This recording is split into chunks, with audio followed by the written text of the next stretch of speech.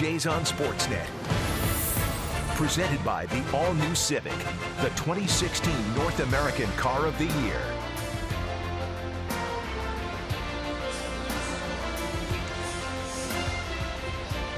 Welcome to the south side of Chicago. We are at U.S. Cellular Field. It is 29 degrees and hot and muggy here this afternoon. The home run ball was flying yesterday. There were 8 home runs hit in the ball game. Marcus Stroman will make his 16th start of the season. The last 7 starts haven't been very good. So Marcus has made some minor adjustments. Yeah, he's going to have to do something because the ball has been getting up. And one of the things that he has done, watch on the left, this is his last start in Baltimore. As he starts to wind up, the extra motion that he has with his arms as he goes up. And now the body goes and he stays from there. Now he is starting with his hands against his belt and he's going to just go from there. The reason for that, get the ball out quicker, get the arm up a little bit faster, stay on top of the ball, and hopefully drive that sinker down in the strike zone. Felt like he was a little bit late. His timing was off with that extra motion and extra movement with his hands. They worked it on his last throwing session. And Pete Walker said he had a great side session. Hopefully this is something that's going to get him on his way again. Marcus really feels confident about this adjustment, and he was very upbeat before the start of this game today. John Gibbons' Blue Jays scored 10 runs on 13 hits yesterday. Looking to do that again today, and they have a 41-35 record. They're third in the American League East. In the third spot, Edwin Encarnacion. Big numbers against Chris Sale, and that's impressive given the fact that Chris Sale has 12 wins, the most in the major leagues, but Double E has hit well against the big lefty. Down in the 6th spot, Troy Tulowitzki in his return has been swinging a hot bat. In 5 of the 6 games he has been back, he's hit .389 with 5 extra base hits and 5 RBIs. He had an RBI double in the first inning yesterday. Chris Sale was drafted in June of 2010 and actually was in the big leagues at the end of that season. So he's been in the big leagues now since 2010. He's just 27 years old, 16th start of the season. Outstanding numbers all the way around for Chris Sale. He has won his last 3 starts to move a career high 27 games over 500 at 69-42. He's finished in the top 6 in the American League Cy Young voting each of the last 4 seasons. Blue Jays are going to be in tough this afternoon against Sale. Chicago White Sox have a very good defense. In the outfield, they have 3 former center fielders. Melky Cabrera is in left, J.B. Shuck is in center, and Adam Eaton is in right. Tyler Saladino starting at third for the 2nd time in this series. Anderson and Laurie up the middle. Abreu. Jose Abreu making his 2nd start at first base. Alex Avila behind the plate for Chris Sale. Devin Travis leading off. Sale is set. 29 degrees at the start of play. Here's the first pitch of the ball game. It is in there for a strike, and we are underway. The thing about Chris Sale is he just pounds that strike zone with lots of strikes. You can't really go up there looking for pitches, or you're going to be behind 0-2 right away. Fly ball hit into right. Eaton is over in the alley and makes the catch. Let's take a look at 27-year-old Chris Sale, what he uses. He's basically just a 3-pitch pitcher. Fastball, he throws it 61% of the time, and it's a low 90s fastball. The slider is a wipeout type of slider that he can finish off batters. He throws that at 78 miles an hour, and they're hitting just 163 against it. And the changeup is the big pitch for him. He throws it 15% of the time, and it's an outstanding changeup. Something that he has added since he's been moved to the rotation the last few years. He's got 3 outstanding pitches. He can throw them at any time. Josh Donaldson in the 2 spot this afternoon. Donaldson hit 3rd yesterday, ended up with a 2-hit game. He had a single in that 3-run first inning. The Jays had 5 straight hits after the first out of the ball game yesterday. They put up a 3 spot against Miguel Gonzalez. Their approach at the plate yesterday against Miguel Gonzalez was perfect. Donaldson shoots this one down the line. That's going to go up against the wall. Eaton's got a strong arm.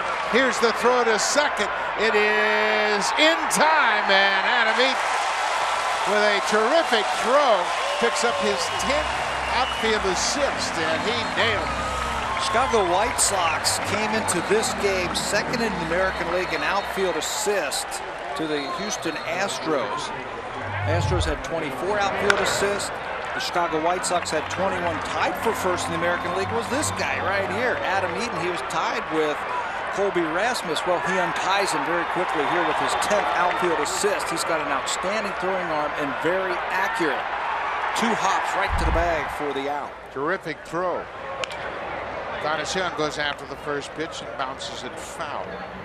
Boy, Eaton did a great job of playing the ball off the wall and then turned, and he was technically perfect with the way he got on top of that ball, finished his throw, got a real good carry on the ball, and a nice true hop into the bag. 2 down. Breaking ball for a strike. It's quickly 0-2. You know, I always thought right fielders should be right-handed throwers, but when I watch Eaton and some of the other throwers from the left side, he didn't have to turn on that ball. Catch it and throw it. Well, we talked about how good the Chicago defense is. They helped out Chris Sale. Great throw from Adam Eaton in right.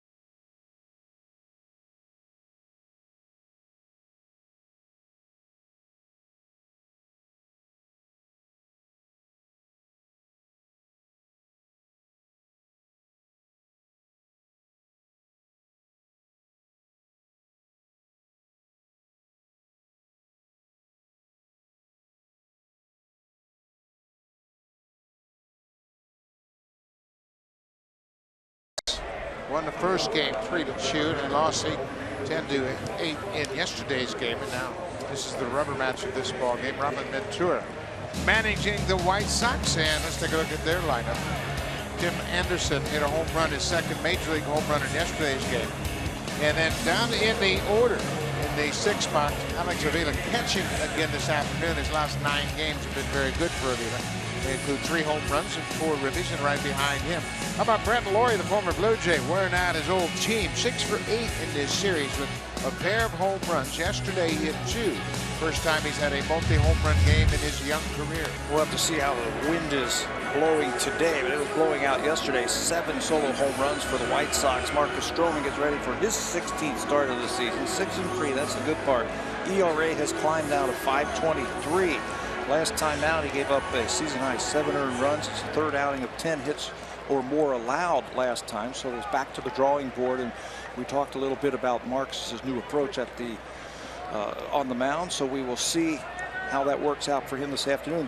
His shortest start of his career came right here in this ballpark a couple of seasons ago. August of 2014, first pitch swinging. That's Anderson. He grounds out to Devin Trump's. 1 pitch, 1 out. Take a look at the rest of the defensive alignment for the Blue Jays. Michael Sanders is in left, Kevin Barr in center, and Junior Lake making his 2nd start in this series. Donaldson, Barney, Travis, and Encarnacion from 3rd to 1st on the infield. Russell Martin behind the plate for Marcus Stroman. A lot of ground balls from Marcus Stroman, so you have to have a good inner defense. Northern Barney away at the start at shortstop today to get Tulowitzki the day off. Blue Jays lead the American League in total chances.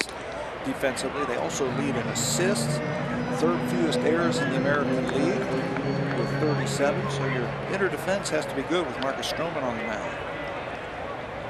This is Adam Eaton, who made that terrific throw from right field. The top half of the inning. Stroman misses 2-0 to Eaton. You see these Sox wearing their retro uniforms, 1983. White uniform with the block lettered Sox across the chest. That reminds me of Carlton Fisk more than anything. Fisk and Harold Baines was in that era. Luzinski. Bouncing ball. Travis ranges to his right, makes a nice throw. 2 ground ball outs.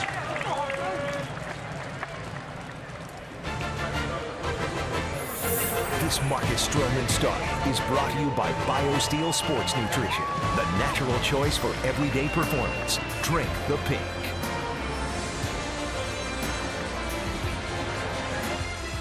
Summer-like day here in Chicago. It is very humid. The wind has died down. It's just kind of a gentle breeze to start of this game. It was a wind tunnel here yesterday, blowing out to left field, and the ball was flying. Jose Abreu, the big first baseman. Another ground ball, big hop for Barney. It's short. He's got plenty of time. Nice start for Marcus Stroman. Just 7 pitches. So far, so good with the new delivery.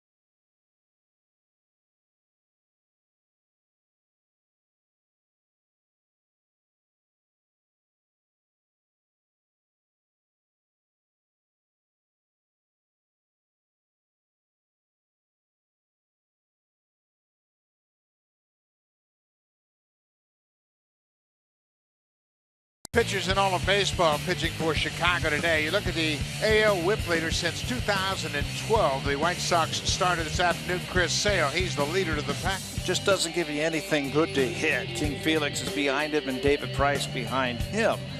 Chris Sale's got that great fastball. He can put it where he needs to. We saw the wipeout slider, the great changeup.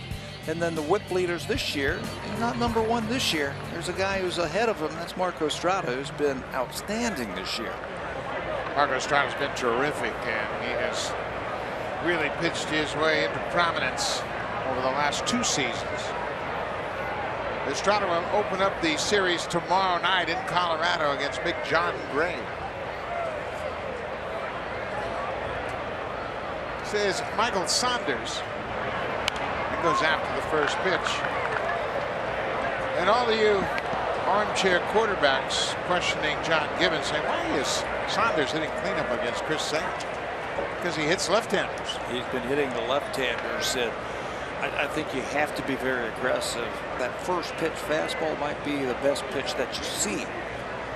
So go up there swinging. Blue Jays have done that this year. They're a big proponent of swing percentage and going after that first pitch. Saunders coming into this game batting .301 against lefty pitching. He stays on that breaking ball and swings right through it. 1-2. Michael has 6 home runs against lefties this year. 6 doubles, a triple, and 6 homers. 1-2. Popped up. Anderson backing up onto the outfield grass. 1 down. We mentioned Chris Sale and his great whip since 2012. Since that season, he has a 44-17 record. He's clearly one of the best pitchers in baseball. He won his first 9 decisions to start this season, and he leads the majors with 12 wins. And you say, well, so what? He won his first 9 decisions. Since 1913, he's only the 3rd pitcher to ever do that. Russell Martin Bounces a one-hopper to third. Saladino throws him out. 2 quick outs here. Top of the second. Talk about Chris Sale and his 12 wins. You take a look at the leaders in the major league. Sale is ahead of his crosstown rival Jake Arrieta, who pitches for the Cubs. What a sign by San Francisco, signing Johnny Cueto. He's got 11 wins, and then Clayton Kershaw. He's always going to be among the major league wins leaders. He's got 11, just like Arrieta and Cueto. 3 National League guys on there. You said Cueto right there. He went back over to the National League and he's dominating again. I think that's what makes Sale pretty special. He's doing it in the designated hitter era. Chris Sale, 3 up, 3 down. He does Marcus Stroman 1 better. Takes him just 6 pitches to retire the side in order.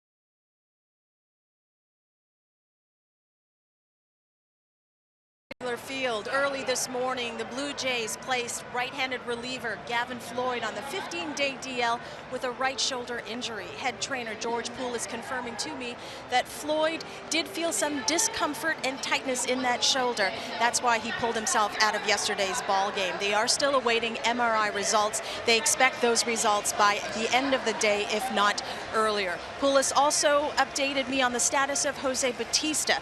Poulos said that the pain and swelling in Bautista's left toe is going down. The specialist had recommended Bautista remain in a walking boot for 2 weeks. Now we're getting close to that 2 weeks.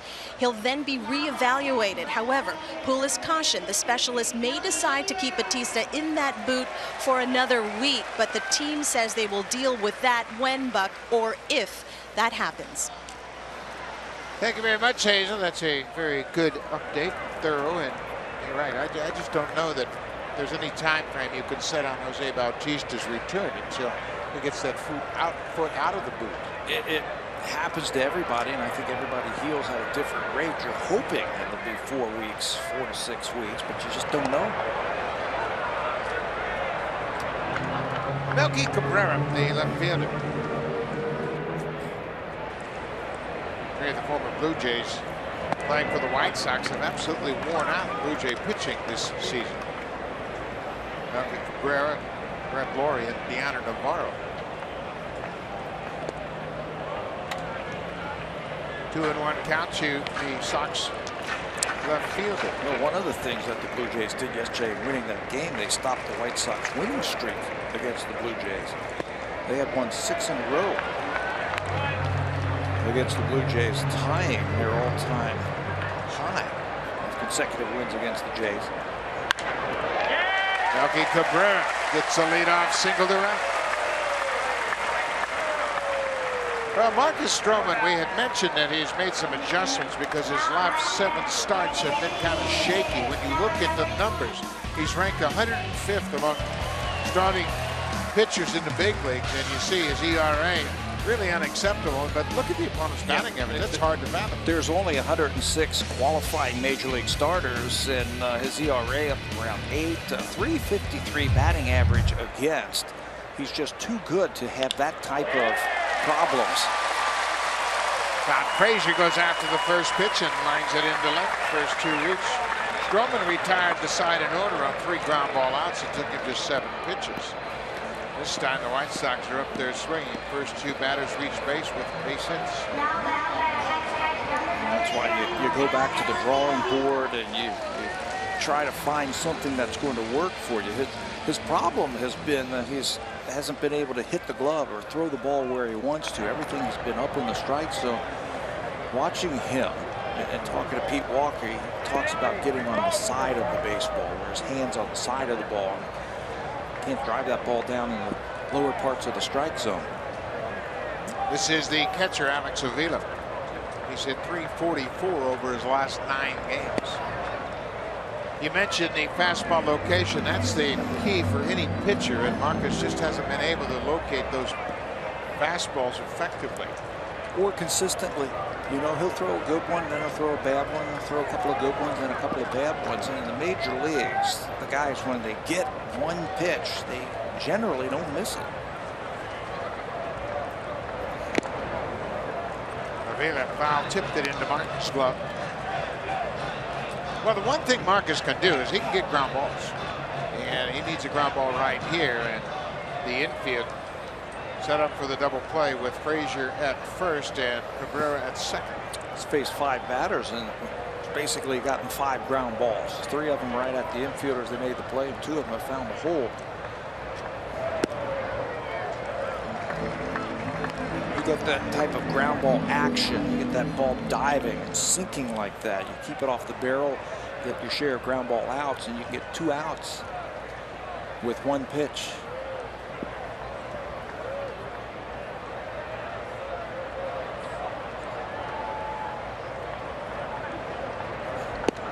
Breaking ball and a good one. It's 2-2 now to Avila. Stroman is making his 40th career start, basically a season and a half worth of starts. Well, he dominated hitters when he first came on as a starter. Then the hitters, of course, say, wait a minute, we got to figure this guy out. So they go to the video, they do their homework. Now Marcus has got to counteract their adjustments.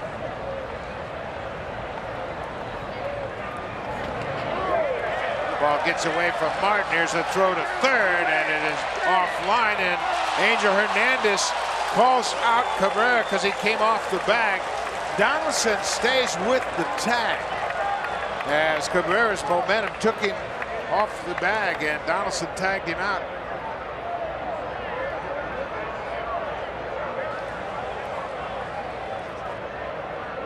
So Martin, the trainer, Mike Frostad, out to attend to him. Here's the play at third. That went off the meat hand of Russell Martin, but he comes up and he fires that ball over to third base. Josh Donaldson caught it as Melky Cabrera was trying to move up. He caught it on the outfield side. He stays right with it. Watch him come off the base. And he's got that glove in between his foot and the base, and he's called out. Robin Ventura is going to say that Josh Donaldson's leg might have pushed off Melky Cabrera. And now Ventura's out to talk to the umpire, Angel Hernandez, who made the call. Watch Donaldson's right leg. He just kind of uses it as a crowbar and gets him off the base and then puts the tag on him. So Robin Ventura, who was a terrific third baseman in his playing days, he knows all the tricks. Yeah, I think that was just the throw was a little wide, and Josh had to make an athletic move to catch it. His feet were in an interesting position, and Cabrera slid right into it. So he's not going to win that argument.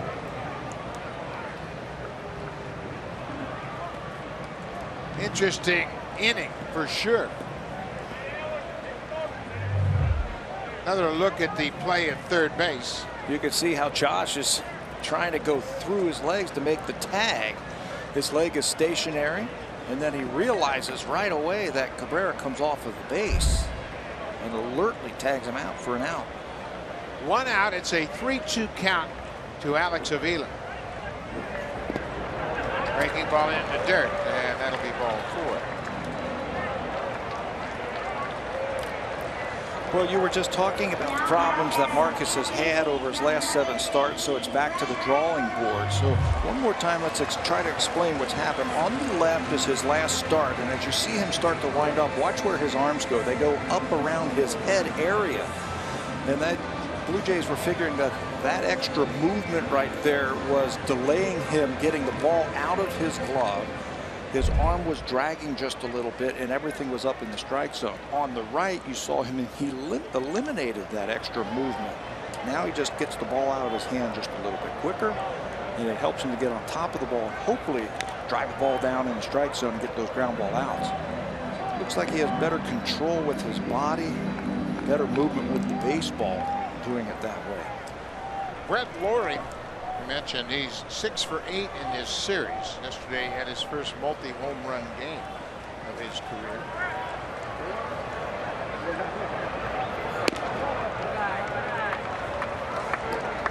Lawrie began the series hitting .230. The start of play today is average up to .245. 4-game hit streak for Lawrie, 9 for 17. Impressive numbers.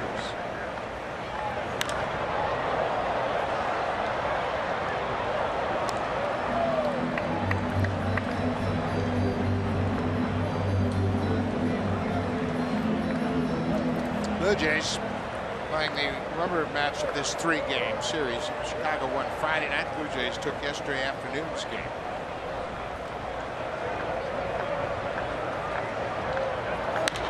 Bouncing ball. Donaldson goes to second for one. Return in plenty of time. Nice pivot by Devin Travis at second base. Stroman gets a ground ball to get him out of a jam.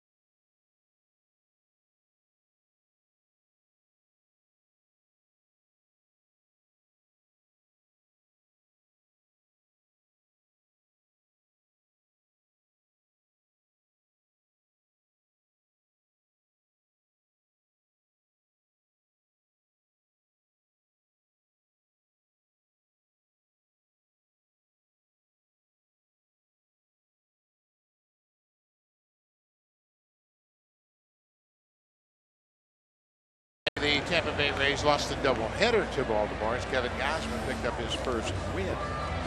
Matt Andriese lost for the first time this season, so you can see the standings. Baltimore has a 3-game lead over Boston, 4 over the Blue Jays, 6.5 up over the Yankees. They can hit a few home runs, Baltimore Orioles, and that was Chris Davis's 7th career grand slam, 18th home run of the season. Baltimore's off to a good start today. Adam Jones has 10 home runs in June. They are really starting to swing the bats. The Orioles have scored 147 runs in the month of June. They've scored 16 more runs than the Blue Jays, who are second in the American League in June runs scored. Kevin Pillar takes the first pitch and strike. Of course, nobody has very good numbers against Chris Sale. Pillar is 1 for 6 for his career. Breaking ball in there for a strike. One thing Sale has done, he's really picked up the tempo of his pitching. He's trying to put pressure on the hitter to really kind of get them unsettled at the plate. Maybe he was watching Mark Burley do his thing when he first came up. You know, if you work quickly like that, you've got 3 pitches that you could throw for strikes at any time. You become very unpredictable, very tough for a hitter to pick the ball up. You know, the one thing I think for right-handers that you can't do against Chris Sale is give up on that breaking ball. It's a sweeping type of breaking ball. You see it out of his hand, and it looks like it's in the other batter's box, but it just sweeps back over the plate. Chris Sale has led the American League in strikeouts since 2012. He has 102 strikeouts, or 1,002 strikeouts. But this year, he's changed his approach a little bit, thinking more about pitching to contact. I was reading an article early in the season about that. He says, you know, strikeouts are outstanding. They had 274 last year for a White Sox record.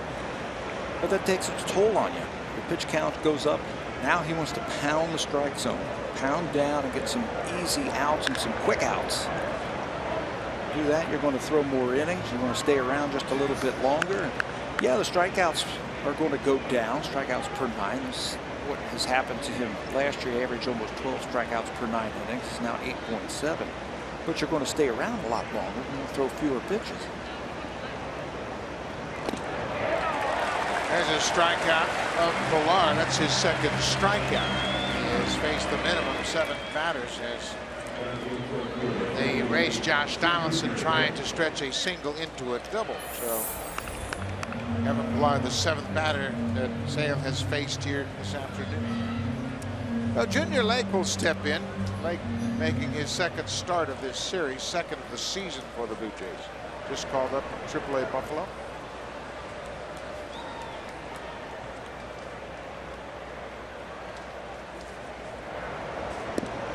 You were a very good right-handed hitter. How challenging is Chris Sale's delivery for a right-handed batter? Do you know who he reminds me of? Somebody that got a chance to play against. I think you played against him also. Was Randy Johnson.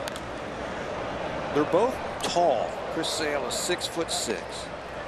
They both throw about 3/4 length on their arm. Their arm slot's about 3/4, and their breaking ball sweeps towards home plate.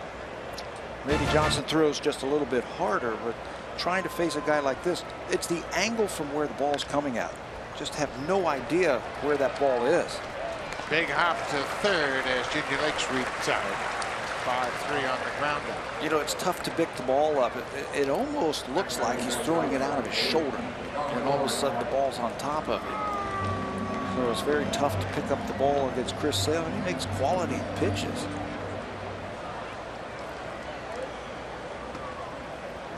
He's done a good job so far mixing in his breaking ball and that good fastball. Melvin Barney starts at shortstop this afternoon as Tulowitzki is in the DH spot.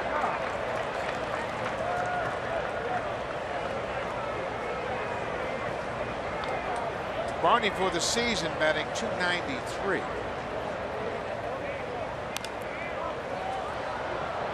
He had his best stretch as a major leaguer on the north side of Chicago with the Cubs.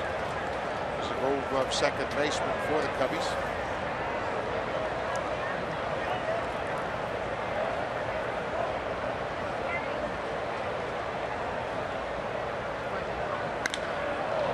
High fly ball into center. JB Shuck backing up. No problem for him. For Sale. Another 3-up, 3-down inning. We'll go to the bottom of the third.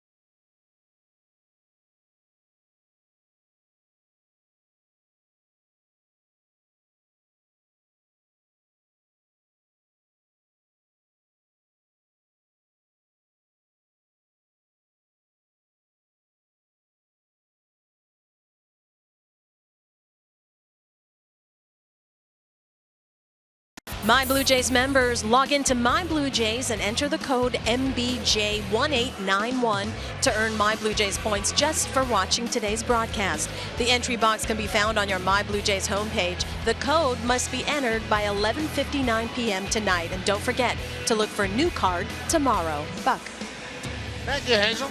That's always something you got to pay attention to. Get your My Blue Jays code. How about the New York Yankees? They were being held hitless, and in fact, Tyler Duffy had a perfect game through 5 2/3 until Aaron Hicks got a double. The former Twin breaks up the perfect game in New York. And I got to tell you, Nathan Eovaldi makes me scratch my head. He's given up 5 runs on 6 hits in 6 innings in Minnesota. Kevin Pillar deep in the alley in left center makes the catch. J.B. Shuck is out. Let's check in with Jamie Campbell.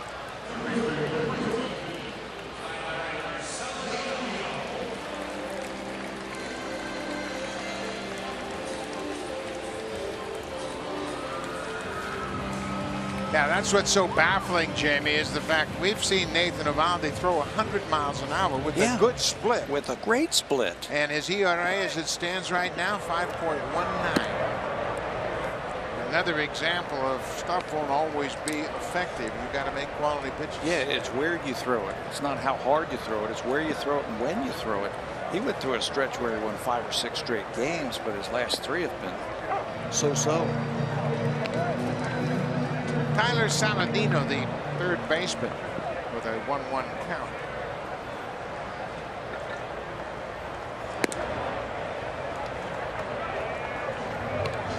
Saladino started at third base here on Friday night, the opener this series. While Frazier played first. It's hooked foul on the breaking ball. Saladino's a super utility player. He plays all over the diamond for them. And he's a good defender. Coming into this game batting .257. He's got 18 RBIs. Plays all over. Plays the infield, plays the outfield. We saw him as a 5th infielder the other day. In Chicago in the 9th inning with a bases loaded situation, they utilized him as a defender basically right behind the mound on the shortstop side, and he made a play to the plate to force a runner.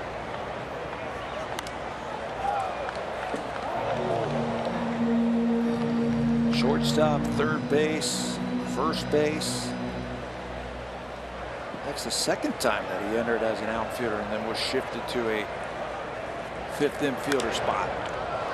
Making things tough right now for Marcus.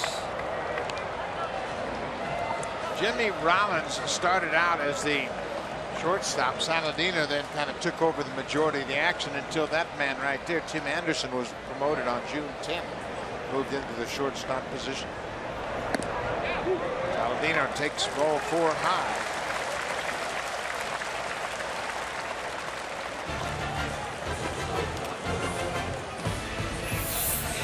Make your renovation a cut above during the DIY Expert Sale. Only at Home Building Center and Home Hardware Building Center.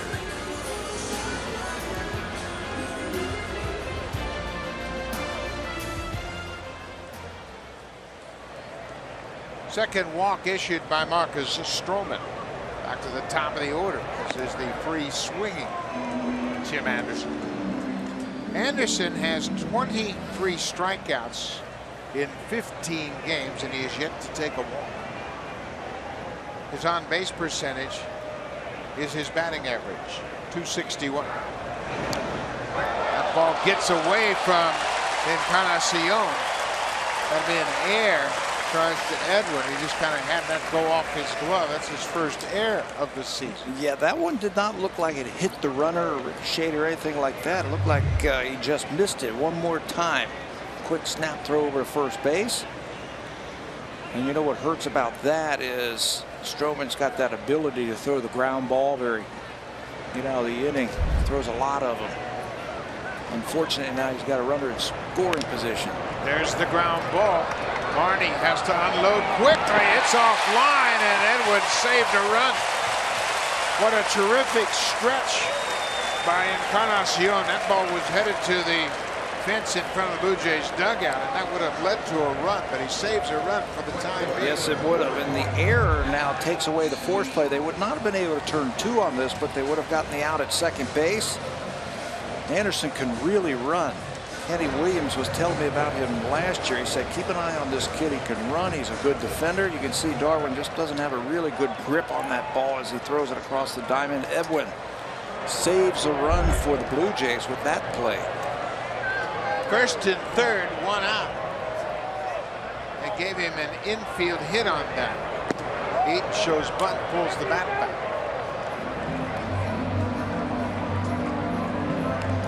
Again, the scorekeeper giving the home team the benefit of the doubt there. It looks like if he makes a good throw, it's going to be close, but I think they would have gotten it. So it's an infield hit for Anderson.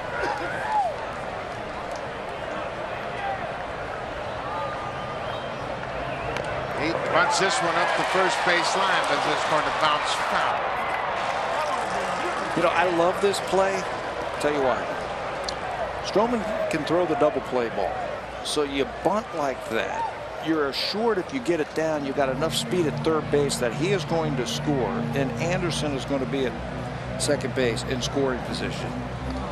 The Tampa Bay Rays used to run that to perfection with Joe Madden when he was the manager. First and third, you got the right guys at the plate, a good bunter, and some speed on the bases. You get the ball down. It's a safety squeeze, basically, where the runner at third base, once he sees that ball down, he can score, and the run at first base is in scoring position.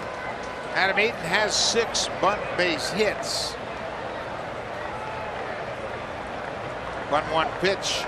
There goes the runner. Here's the bunt and the safety squeeze. Stroman comes home. Safe. Lance Barksdale, a home plate umpire.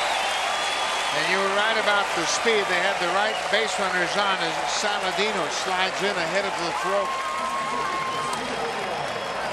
You have to do it with the right base runners on base. Good base runners and fast base runners. What a slide by Saladino to finish that playoff. Marcus Stroman is an outstanding athlete. He pounced on that ball and had a shot.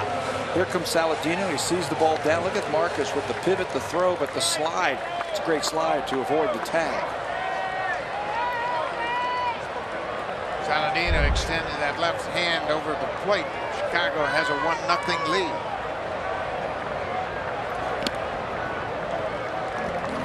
You know, all of this set up because of the error over there at first base. Or excuse me, they gave him an infield hit on that. But the error that was dropped at first base by Encarnacion. The pickoff throw got away from Edwin. So the Eaton play, it's a sacrifice fielder's choice. Eaton's credited with an RBI as Saladino slid in safely. Anderson ends up at second. The White Sox have a 1-0 lead.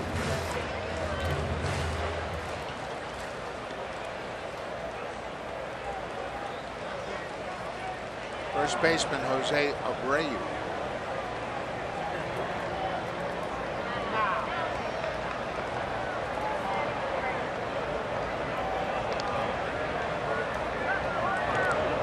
Stroman was turned and fired, and Travis was a little late, but they had no chance at Anderson at second. That's just a calling card right there saying, okay, I see you out there at second base. No intent to pick him off.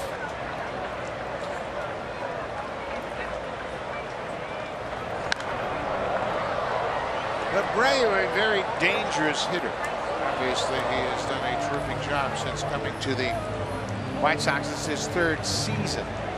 Only he and Albert Pujols have hit 30 home runs and driven in 100 in each of their first 2 seasons. He looks a lot like Albert Pujols, doesn't he, at the plate? Broad shoulders, good average, lots of power. And he will drive the ball to right center.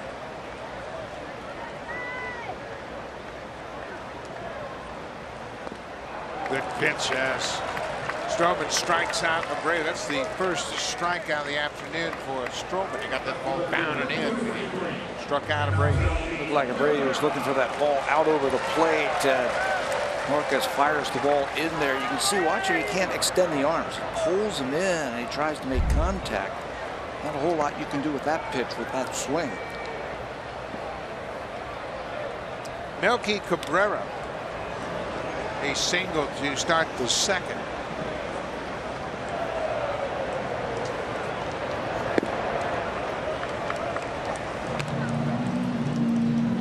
The trio of former Blue Jays playing for the White Sox, Melky Cabrera, Brett Laurie, and Deanna Navarro, have gone 11 for 23 in this series.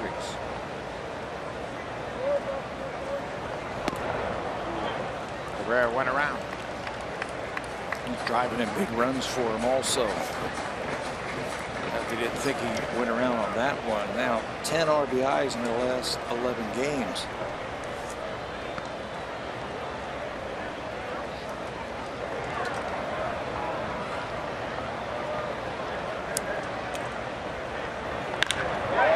Base hit. Junior Lake in right.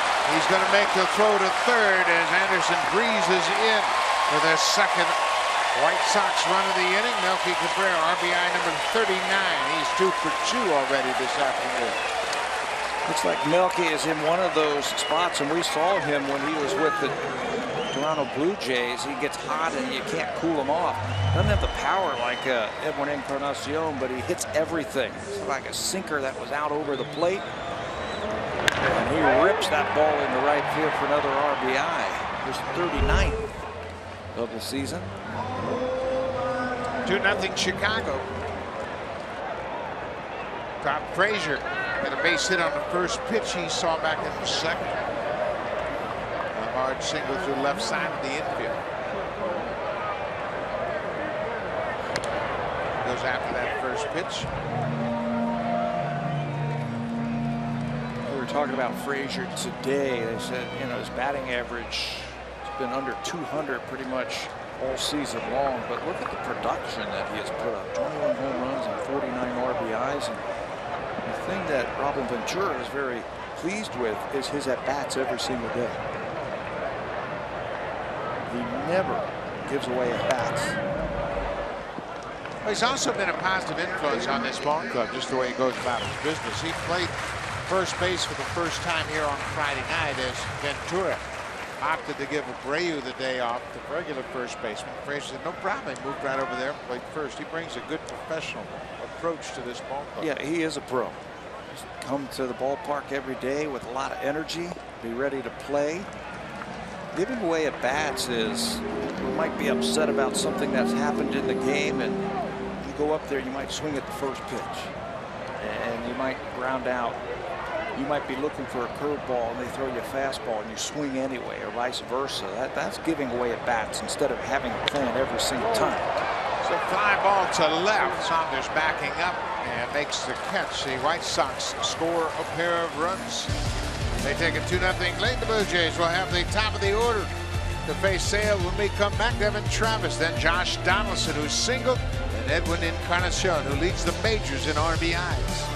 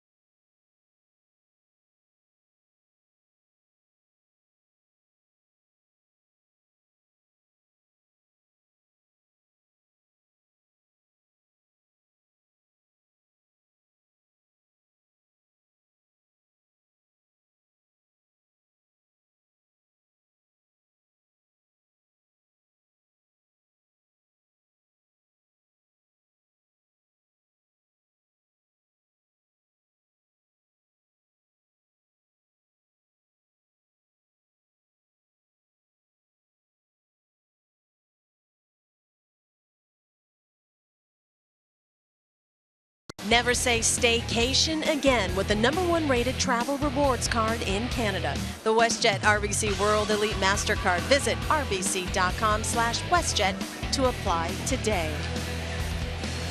Beautiful afternoon. It is a summer-like day here in Chicago. There's the game time temperature, 27 degrees. 2-0, the White Sox lead it. Chris Sale has limited the Blue Jays to just a single. Josh Donaldson picked up that single in the first and was thrown out trying to stretch it into a double by the right fielder, Adam Eaton. 9 up, 9 down. Retired by Sale. Devin Travis takes the first pitch.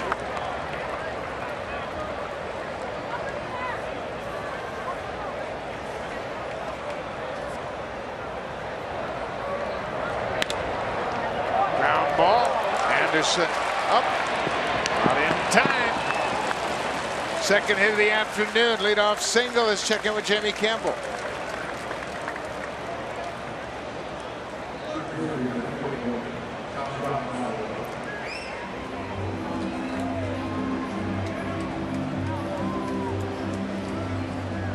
The Cleveland Indians are absolutely playing great baseball right now. Cleveland has won 8 in a row. Their pitching has been terrific. They've had 3 complete games in their last 4 starts. Really throwing the ball well, hitting for real. Well. That team is for real. 43-30 starting today's games. Carlos Carrasco had a complete game yesterday, a 4-hit shutout. They have done a terrific job of putting that team together. This all without Michael Brantley, their outstanding outfielder. Donaldson waves at that breaking ball.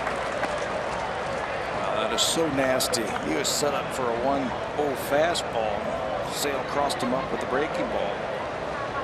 That thing started over in the other batter's box and ended up in the right-handed batter's box. Nasty.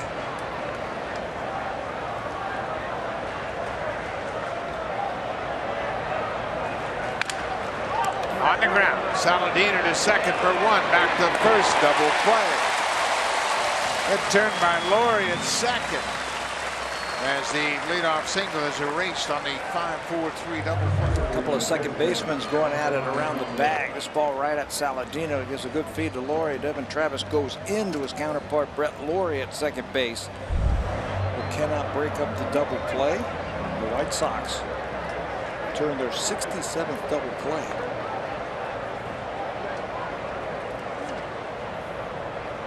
So Edwin Encarnacion, who struck out his first time up, will bat with nobody on and 2 outs. Blue Jays continue to have problems grounding into those double plays.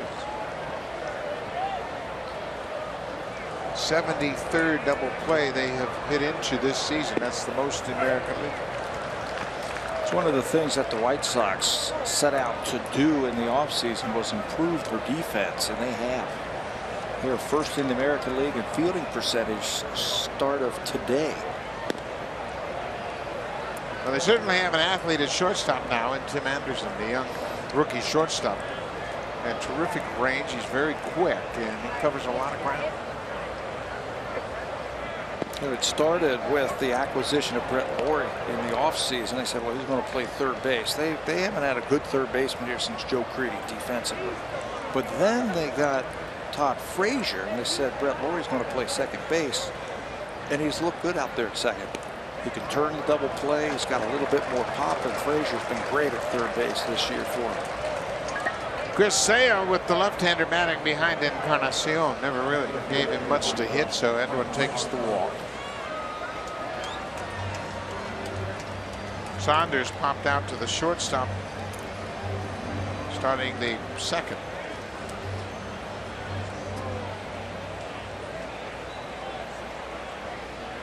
Blue Jays are second in the American League taking walks. That's the 283rd walk they've picked up this season. Comes with 2 outs.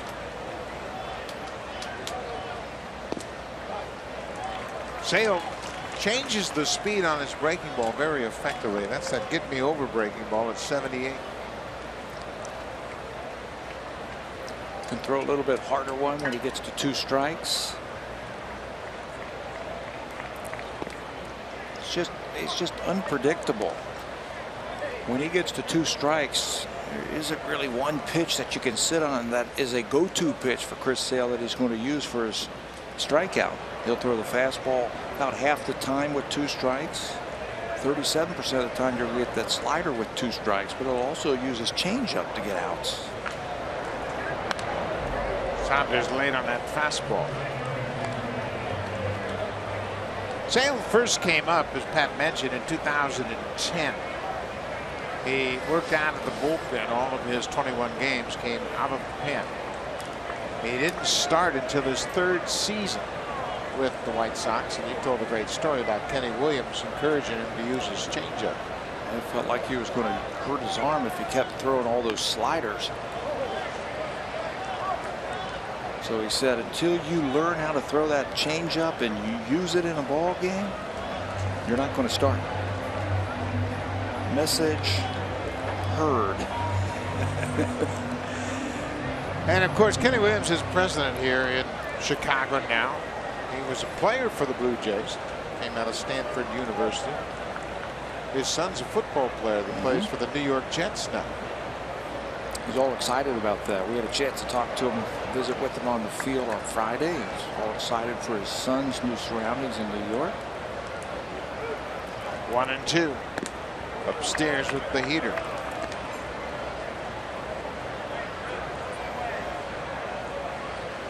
Chris Sale was the 13th pick overall when he was drafted by Chicago. 2010 draft.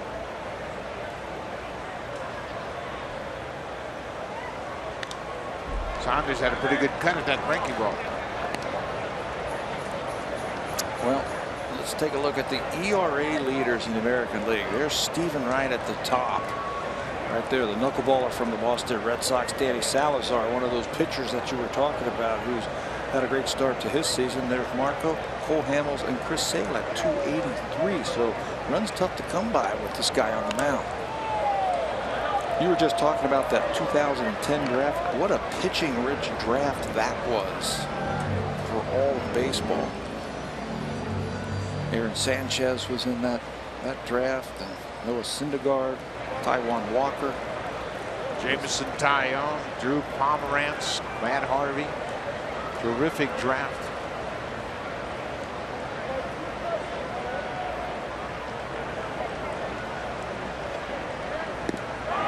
A little bit bigger breaking ball right there, and Saunders strikes out. 3rd strikeout of the afternoon for Chris Sale.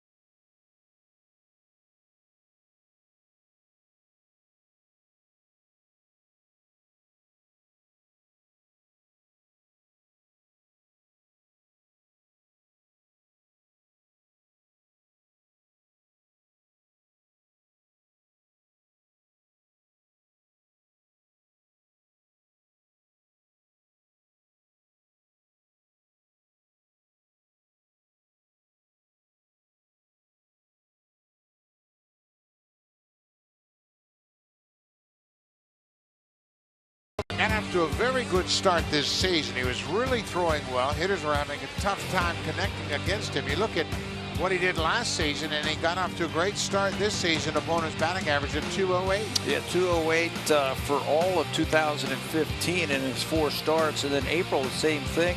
May was a little bit different, and then June it's been tough. 367 batting average. Some of the teams in June that he has faced at the Boston Red Sox, he gave up 6 earned runs. Baltimore, he gave up 4 earned runs.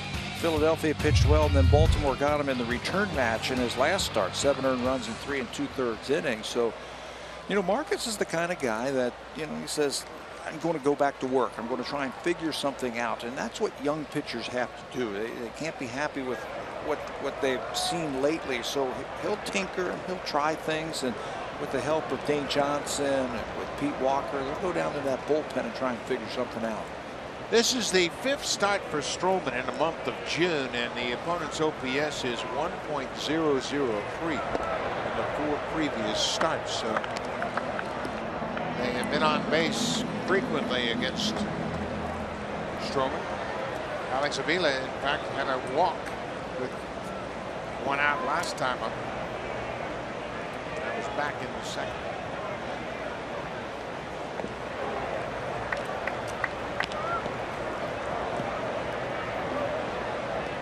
Chicago scored 2 runs in the bottom of the 3rd.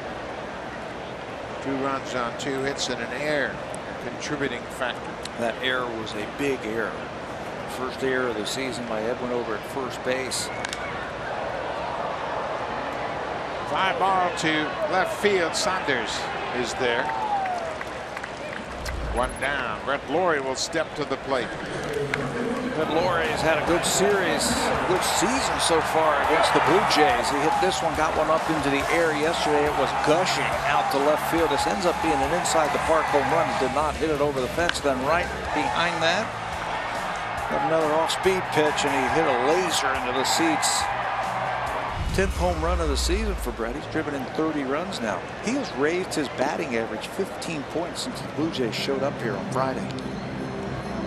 That's how hot he's been. 6 for 9 in the series after a ground double play off his bat in the 2nd. Grounded out 5-4-3 in a double play.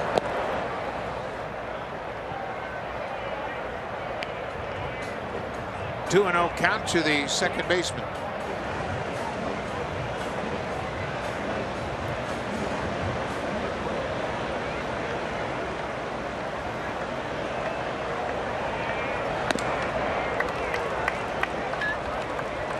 I'd like to see Marcus do a little bit more of that. What we just saw, fastball up and in to right-handers. You know, if you throw everything down, down, down, sometimes you got to pitch up and up and away. Ground ball, and Conneson will throw to Stroman, covering the man. To that.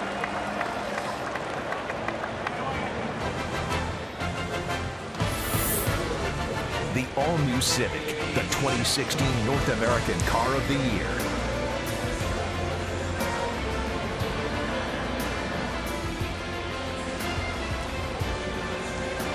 What you want to do if you're Marcus Stroman is you want to be able to, you know, talking about pitching up in the strike zone, you want to make those hitters respect all 4 quadrants of the strike zone. If everything is down, and that's where you got to live, eventually you got to be able to throw some of the balls up and in, just so they respect that part of the strike zone.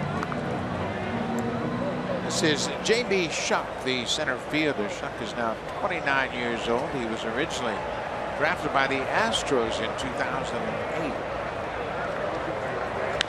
Ground ball to first, foul.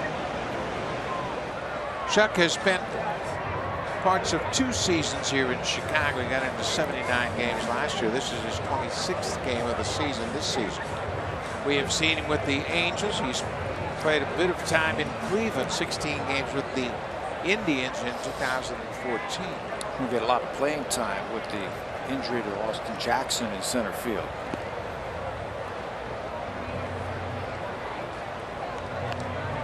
Got some speed, plays center, gives them another left-handed bat. Of course, Abreu and Todd Frazier Brett L'Oreal, big left-hand, right-handed bats. That ball goes off of Stroman, and that's going to be an infield hit. Stroman waves off the dugout. Not sure where it hit him, but he says he's okay. But once it hit off the pitcher, no chance for anybody else to make a play on it. It's an infield single. One more time. Ball that's up. Ricocheted off of his glove. Or his body just a little bit. And got the glove. You're right. It just doesn't go very far for anybody to make it out. Number 9 hitter Tyler Saladino. This time Stroman catches it. He had seen that before. Comebacker ends the inning. We go to the 5th. Chicago has a 2-0 lead. Now time for a Blue Jays Central update. Here's Jamie Campbell and Greg Zahn in the Samsung broadcast studio.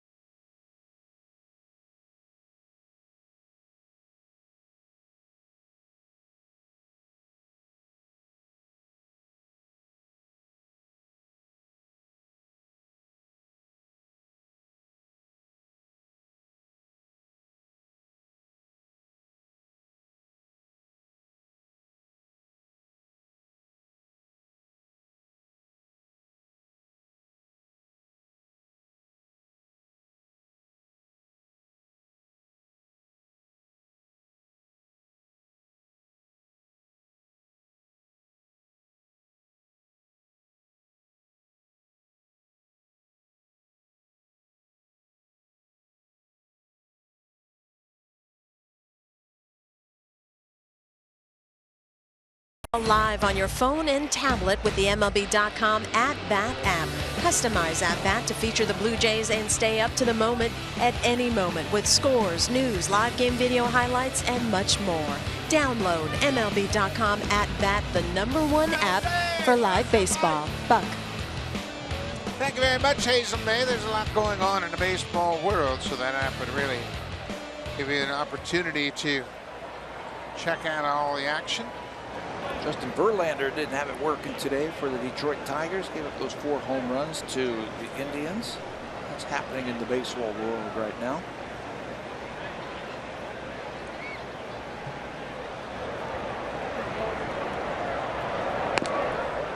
Russell Martin bounced out to the 3rd baseman his first time.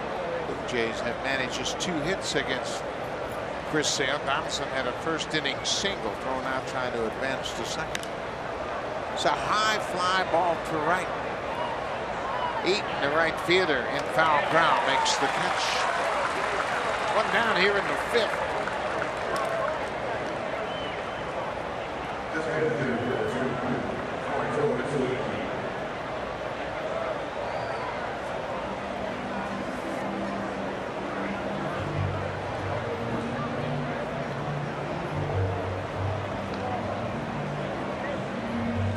Troy Tulowitzki, the DH this afternoon, batted out to shortstop.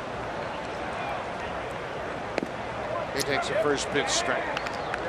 Justin Smoke still hurting, his knee hurting after that foul ball a couple of games ago, and John Gibbons wants to give some of his regulars some time off, funnel them through that DH spot.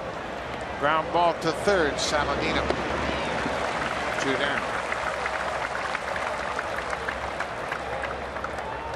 You know, managers always talk about this, and even though Tulowitzki had spent time on the DL, you'd rather rest your regulars than wait until they get tired, where you can really spell them. The Blue Jays are playing a stretch of 17 straight games before the All-Star break, so you got to be prudent about their usage. And also, they're heading to Colorado, where there is no DH, where you can give a guy his quote. half days off for a little bit of rest in those 3 games. So he's done a smart thing. He has used Tulowitzki as a DH today. Josh Donaldson was the DH yesterday. Michael Saunders DH'd here on Friday. So some of the everyday guys cycling through as the DH to rest up just a little bit. Well, the Colorado Rockies, the opponent for the Blue Jays the next 3 days, they're hitting the ball just like the Blue Jays right now. Toronto coming into this game had scored 131 runs this month. The Rockies have scored 125. Colorado played a game on Friday, 10-9, 9-inning game. It took 4 hours and 31 minutes to complete. A 9-inning game. Ball was flying out of the ballpark. This ball is hit deep to right field, but Eaton is there. Breezes to the warning track. 3 up, 3 down. The Blue Jays go quietly in their half of the 5th.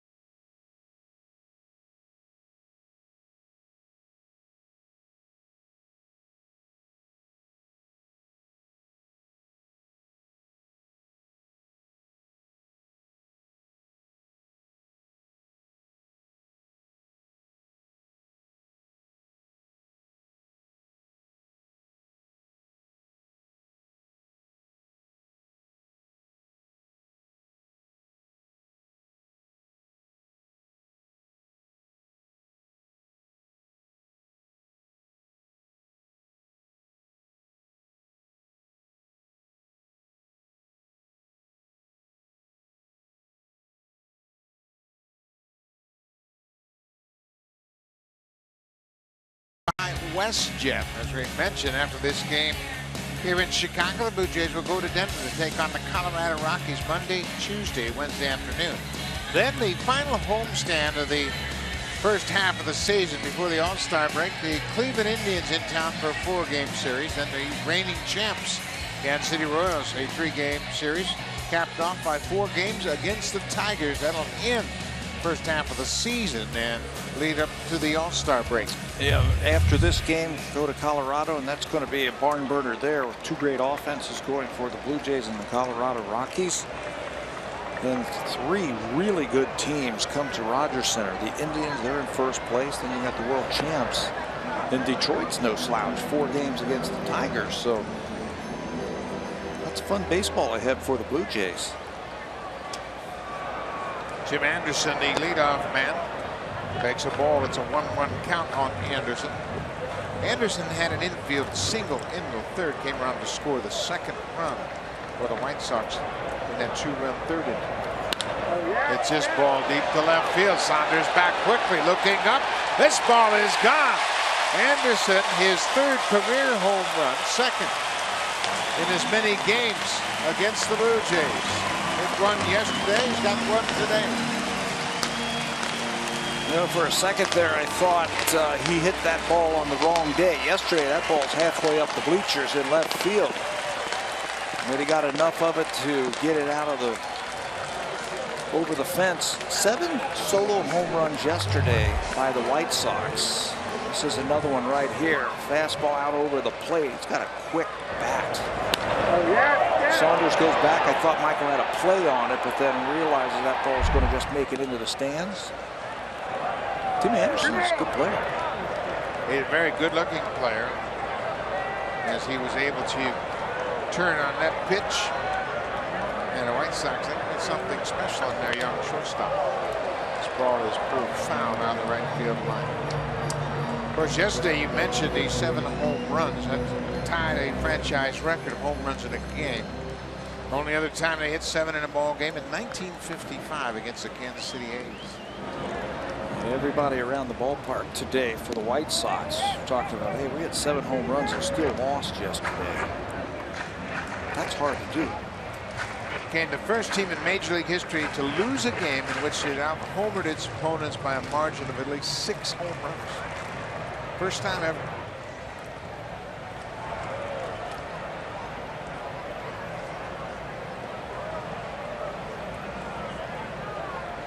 They became the 4th team in history to hit 7 solo home runs. Joining Baltimore in 1915. 19 what? 15. Goodness. No, actually 2015. It was June 6th on 2015. And Atlanta 2006, and the Cubs against the Blue Jays in their inaugural season. Boston against the Blue Jays in 1977 hit 7. Adam Eaton, he had a sacrifice bunt in the 3rd, picked up an RBI. It was that 1st and 3rd bunt situation, and they tried to make a play on Anderson sliding home, and he beat the throw. That was a beautiful call by Robin Ventura, the manager of the Chicago White Sox. 1st and 3rd. Saladino was at 3rd. He was able to score on that safety squeeze. Eaton takes ball 4. 3rd walk issued by Stroman.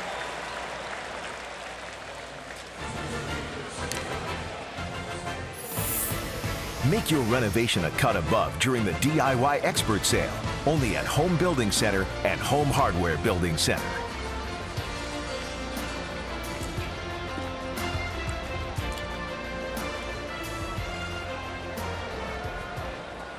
A leadoff home run by Tim Anderson has made it 3-0.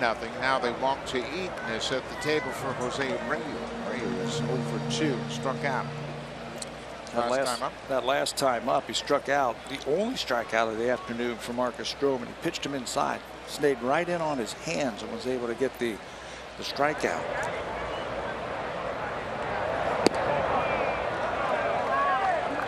If you pitch inside and you show that you're going to throw that fastball in there, so what you can do after that, you can throw that slider down and away, and his heart's just not going to be in it.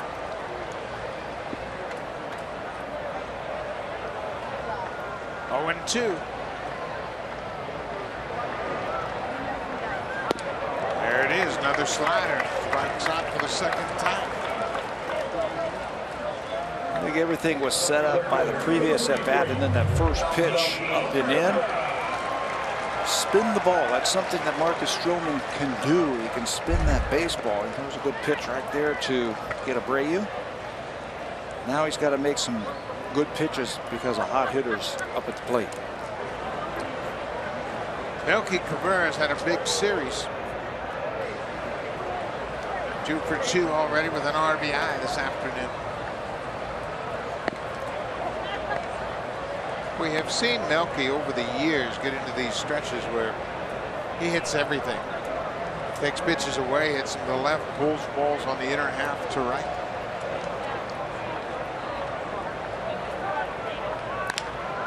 Another base hit, pulls it right through the hole. Eaton around 2nd quickly, headed for 3rd. You know, it doesn't matter with a good hitter. The definition for me of a good hitter is a guy who can handle any kind of pitch in any situation and can hit good pitching.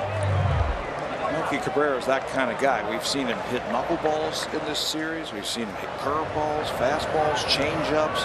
He sprays the ball all around the field. This time he takes advantage of that hole on the right side of the infield. Encarnacion's got to hold that runner on. He just yanks that ball into right field, and White Sox play 1st and 3rd against the Blue Jays. Melky went 3 for 4 on Friday night. He was shut out, took the collar Saturday afternoon. He went 0 for 5. But now he is back with a 3-hit afternoon to start the day. Blue Jays in desperate need of a ground ball here. 1 out for Todd Frazier. He's been swinging early in the at-bats today. Now he's got a runner at third base at less than 2 outs. Looking for RBI number 50.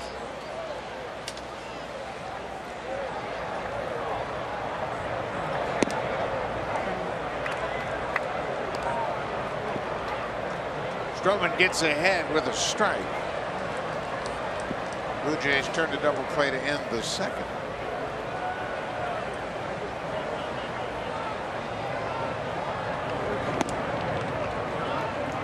Missed just off the plate inside, and there's the pitches you were talking about earlier. Just enough upstairs to put that in the hitter's. Hey, there's nothing wrong with that. Now you got to be able to come with something down and away or get back down in the strike zone. It's like that arm is getting underneath the ball just a little bit. There you go, right there. That's a good pitch. Martin liked it, didn't get to call.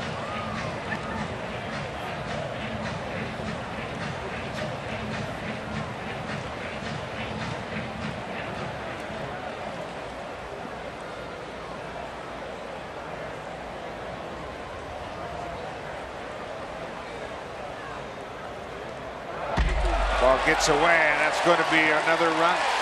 Eaton comes in. Martin tried to backhand it, didn't block it. It went back to the backstop, and the White Sox score a second run here in the 5th. Second wild pitch of the afternoon for Marcus Stroman. It's a slider away, and Smart can't get over there to block that ball. That'll score a run for the White Sox. Takes the double play out once again on that wild pitch as Cabrera moves up. 3-1 to Frazier.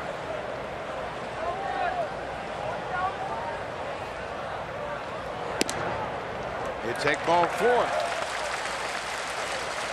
All of a sudden, Stroman has walked a couple this inning. That's 4 in the afternoon now. And now he's got to deal with a left-handed hitter, Alex Avila, the catcher. First inning, it was boom, boom, boom. 4 ground ball outs. Everything was down in the strike zone. Second inning, he did not give up a run and give up a couple of hits. He was aided by a double play grounder.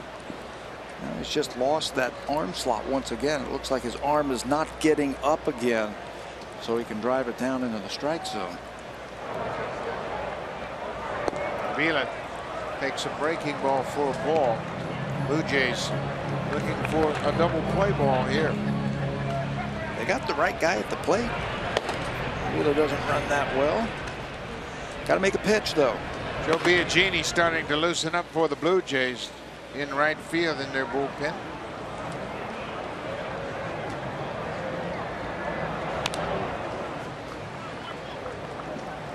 Chicago 4 runs on 7 hits. The Blue Jays have managed just 2 hits off Chris Sale. Sale is shutting him out through 5 innings.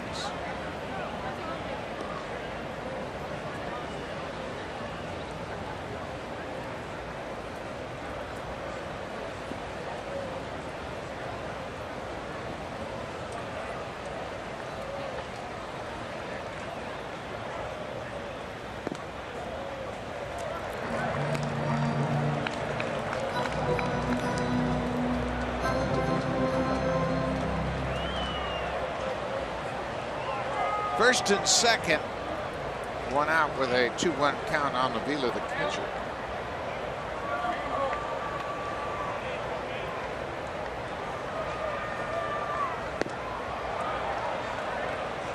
Chases maybe a ball off the plate. It's 2-2 now. Avila hit a home run yesterday. His home run went to left. Solo shot. What's new? Everything was flying to left. Yeah, Eaton hit a ball that looked like it was going to be a single to left field, then maybe a double, and it ended up going into the seats for a home run. That was in the 9th inning.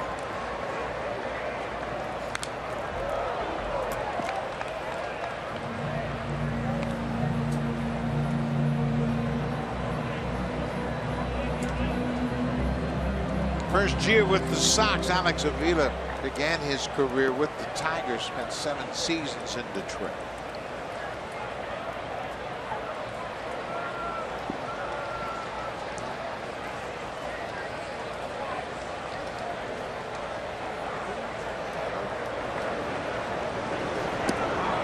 breaking ball, and he strikes out.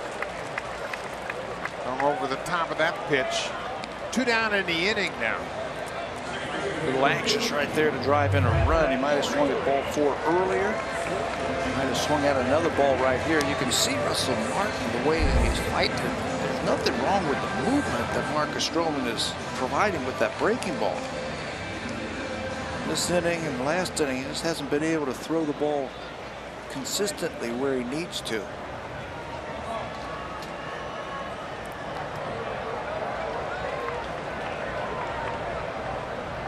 Brett Lawrie makes the first pitch for a ball upstairs. Laurie's 0 for 2. But he's still now 6 for 10 in the series.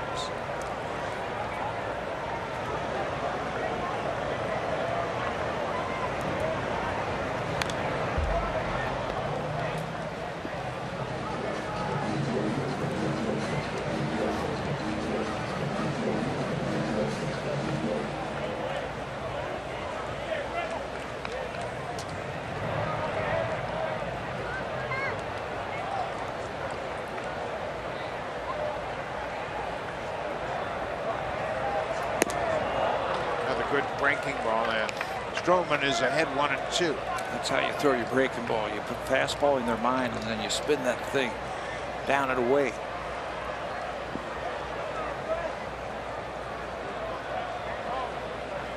They might go right back to that pitch. Here's another breaking ball like that to get out of this inning. Lawrie wouldn't chase it. They came right back with a good breaking ball. 2 and 2.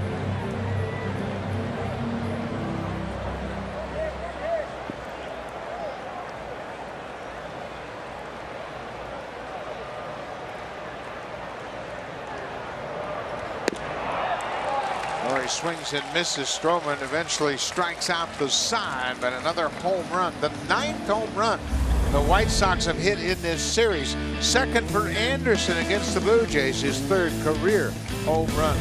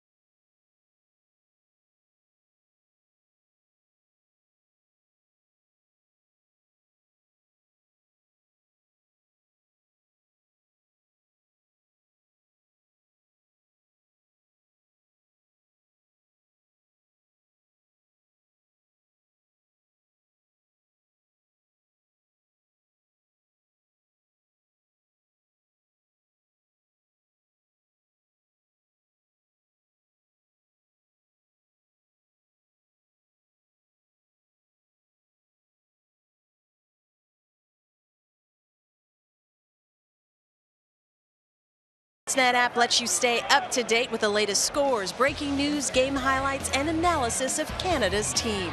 You can even stream the Blue Jays live on the go. Just download the free Sportsnet app today. Blue Jay fans have been entertained as they saw Blue Jays win yesterday. White Sox have been pounding the home runs. They've hit 9 home runs in this 3-game series so far. And Chris Sale has a 4-0 lead. Junior Lake leading things off here in the 6th. Makes a breaking ball outside. It's a ball and a strike. Well, this is where the good ones, the good pitchers like Chris Sale, got a little bit of breathing room now. It comes right after you. Crew Chief Ted Bear down at first. He really heard the Blue Jays jumping on him right away. He turned right into their dugout.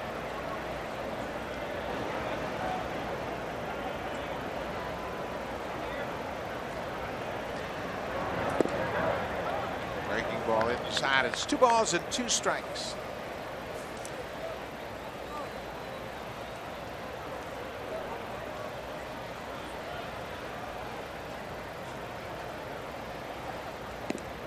Outside, he wouldn't chase.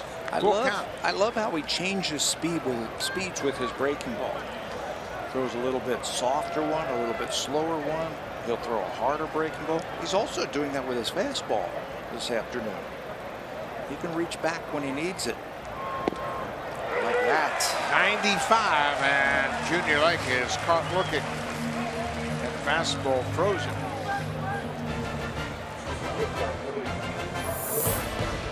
The all-new Civic, the 2016 North American Car of the Year.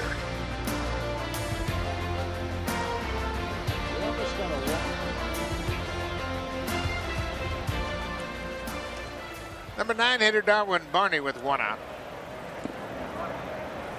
There's a changeup. He throws just enough changeup to put it in the hitter's mind. 15% of them, he will use that changeup during the ball game. You know, you can't go up there looking for it. Don Cooper, you and I had a great talk with him earlier this year when the Blue Jays were playing the White Sox, and he was saying if you can throw strike 1, that's almost a give me strike. You can use your breaking ball. Sales used his curveball today, and he's used his changeup on the first pitch. Just sets up the whole at bat if you're the pitcher. He calls it a free strike if you can get that breaking ball over on the first pitch. Hitters aren't going to swing at a first pitch breaking ball. They're looking for the fastball. So you can spin it up there. It doesn't have to be a great one. Just be able to throw it in there for a strike, and now you can start to expand if you want.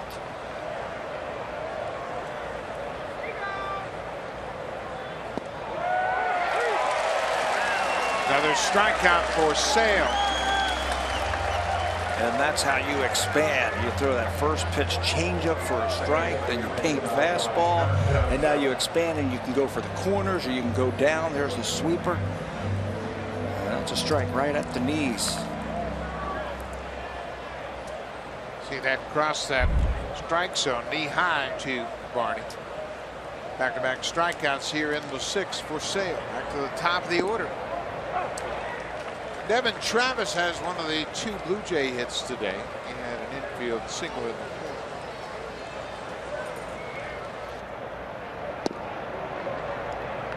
Well, you mentioned about thoroughbred pitchers. You can see Chris Sale has picked up the tempo right now. He's feeling good about his pitches. All the good ones, when they get a lead, starting to feel good, they give me the ball, let's go.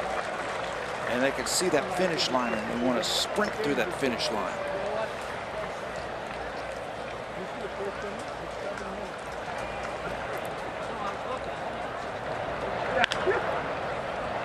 Foul ball. You played on teams where you've got these type of pitchers that start. There's a different mojo on the field, isn't there, when a guy like this throws? It's almost like guaranteed win day. Yeah, and you'll hear it in the dugout when the guys get ready to take the field. Hey, get him a couple runs today and we'll win. That's all he needs. 1-2. Ground ball. Abreu shovels to Sale. Another easy inning for Chris Sale. Blue Jays go down in order in the 6th.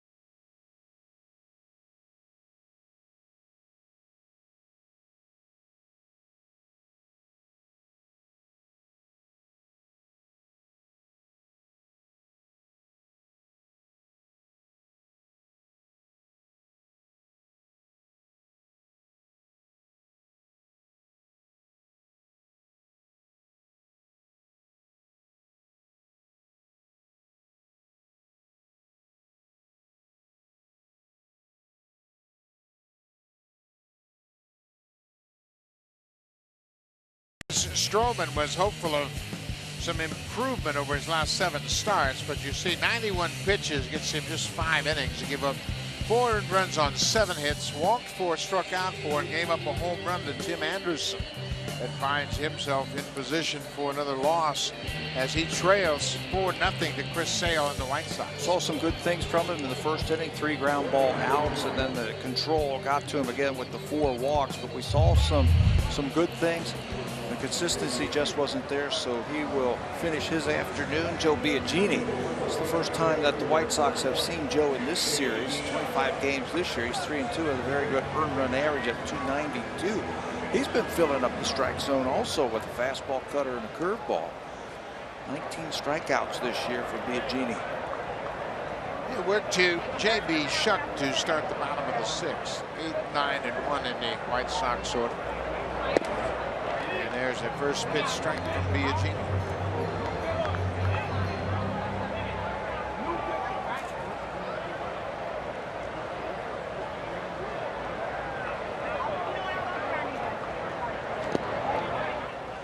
Biagini hasn't worked in a while. He hasn't pitched since the 19th of June in Baltimore.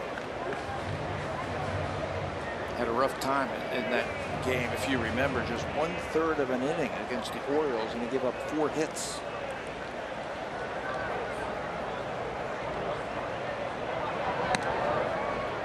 It was an 11-6 win for the Orioles. Marcus Stroman started that game, and Biagini followed him in.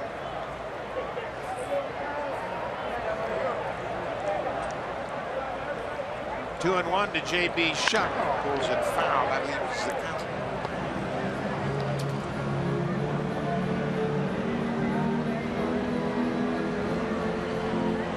Biagini got off to a good start this season. He's a Rule 5 player that Blue Jays drafted from the San Francisco Giants organization. Picked up his first big league win against the Texas Rangers back in May, first week of May.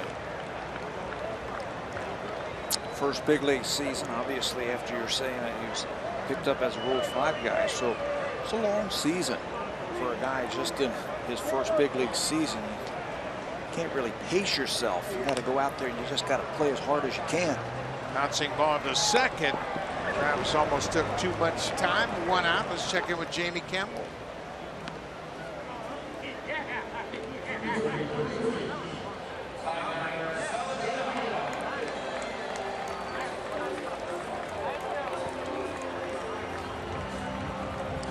For Odor, his 36th RBI of the season. Clay Buchholz has had a rough start to his afternoon. 3 earned runs already in the 2nd inning. He's given up 5 hits. So anybody that's really concerned about the Blue Jays' fortunes in this season, you're going to have to be patient because this division is a long way from being decided. Baltimore, they have some problems, I think, in their starting rotation. They're the front runner right now. Saladino hits it on the ground to short. Barney throws him out. Boston gets 2 outs. Boston is second at 3 games behind. I think they've had their problems. Their bullpen doesn't look quite as invincible as everybody thought it was going to be. They could probably use another starter. Then the Blue Jays are right behind them at 41-35, 4 games off the pace. The Blue Jays, you know, are by no means a finished product in my mind. I think there's some improvements that can be made. So here we are at the end of June, and the Blue Jays are 4 games back in the division. So lots of time to make up that ground. This is Tim Anderson. He's had a 2-hit afternoon, 2 for 3.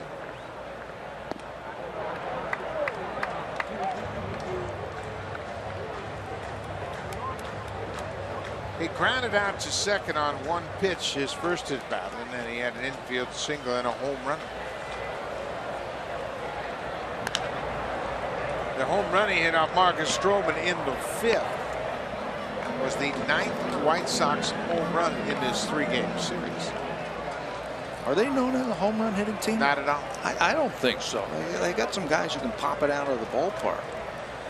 Abreu's got 11 home runs. Laurie's got 10.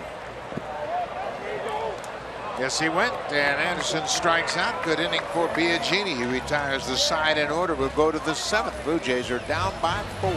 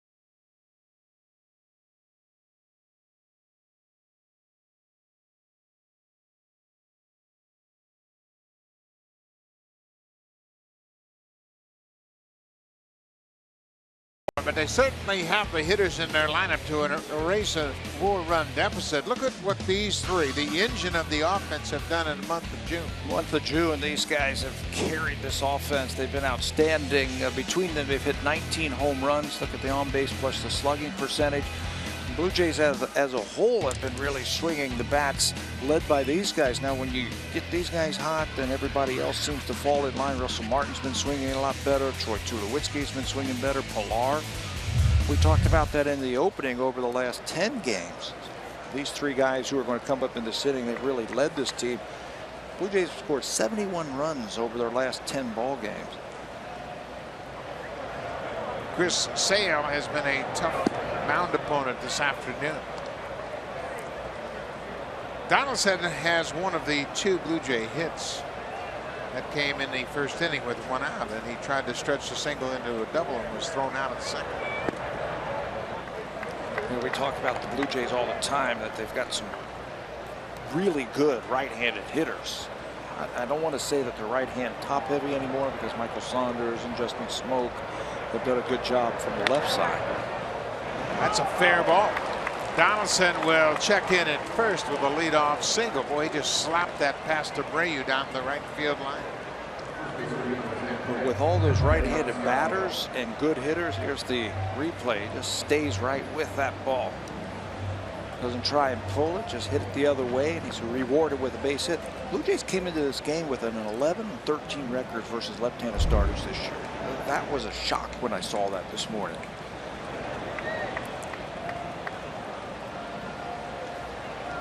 So here is the other member of that big offense, grounded to third. Saladino's throw right on the money. Good turn at second in time. Boy, Tyler Saladino made a terrific throw, an off-balance throw through it right chest high to Brett Laurie, who did a good job with the pivot. That was a tough play by the third baseman. He did all the heavy lifting on this play.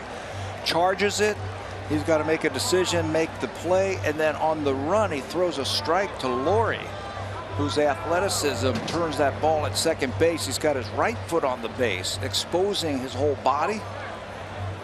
But he's got enough on that throw to finish off the double play. Looks like the Blue Jays are looking at something, but it's not going to be reviewed, as the Blue Jays hit into yet another double play today. That's 2 times.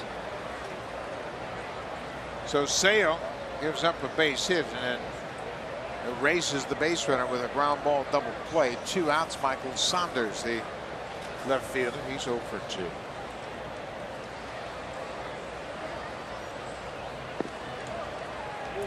Mentioned how dominant Sale was to start the season. He won his 9 first starts. He won his 9 decisions.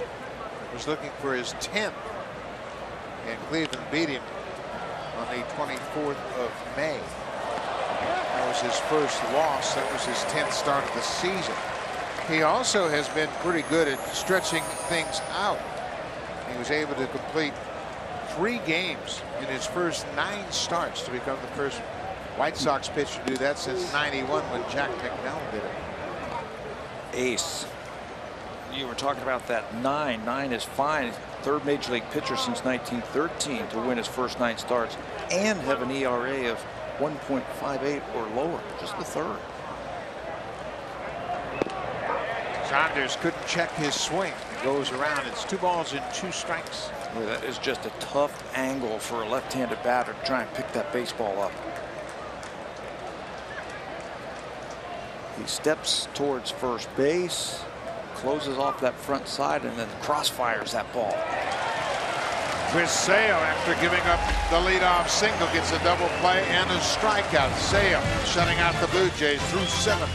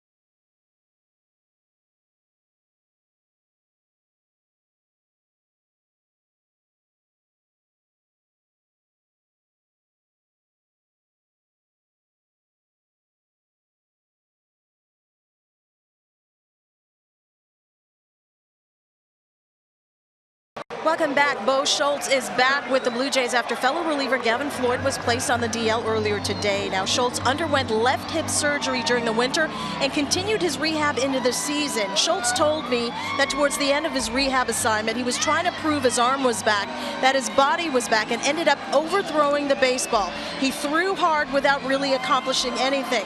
He fell into that trap of trying to light up the radar gun and expecting results to come rather than trust that his arm strength would eventually return. Schultz has been pitching well in Buffalo.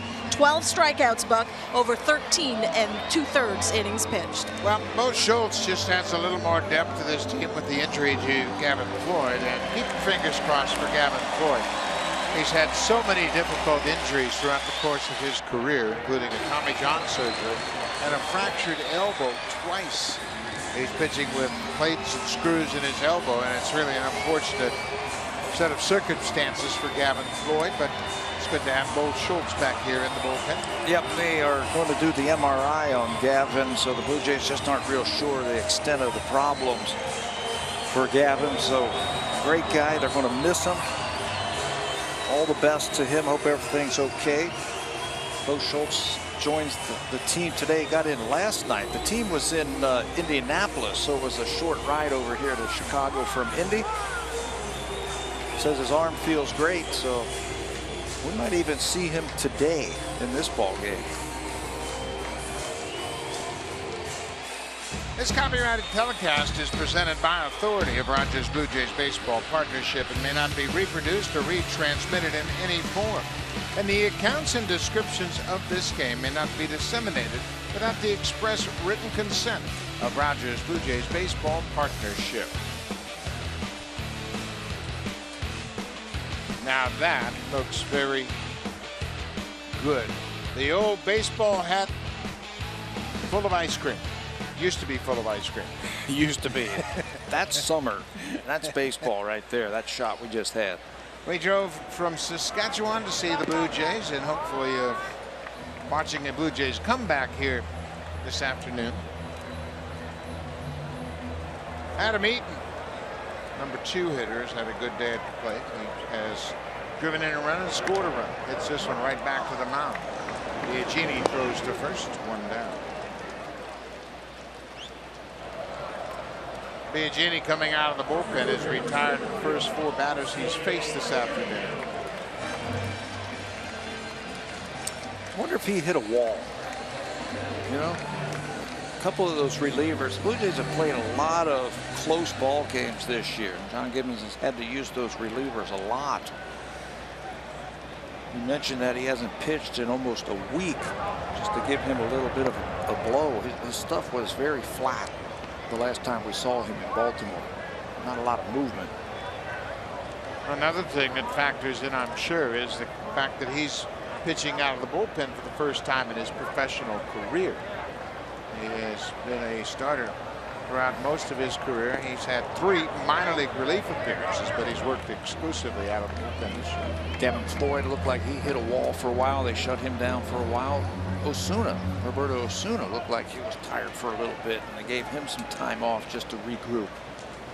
You know, when you're up and then you're down and then you get hot in that bullpen and then you're into the ball game, if you're not used to it, that can be tough. Abreu gets jammed, and it's a soft one-hopper to Evan Travis as Biagini gets that ball right in on his hands. He's got some explosiveness back on that fastball. Yeah, we didn't see that for a while. And you're right about when you have younger pitchers who are trying to get acclimated to working in the bullpen, they don't really have a feel for how you get ready to get into a game. They'll go 100%. The adrenaline will take over, obviously. So they maybe get themselves ready too quickly and then stand by. And then if they don't pitch, it's almost like pitching in a game without making an appearance. Right. And then you do get into a ball game. You throw a little bit harder, or you give a little something extra. And you might be off a day, then you're going to pitch again. And for Joe, it just looked like he had hit a wall. Stuff looks a lot better this afternoon. Well, he's got a test here now with Melky Cabrera, who's 3 for 3. Got that ball inside to Cabrera. 95-mile-an-hour cutter. Look at the reaction from Cabrera, saying, whoa, what was that?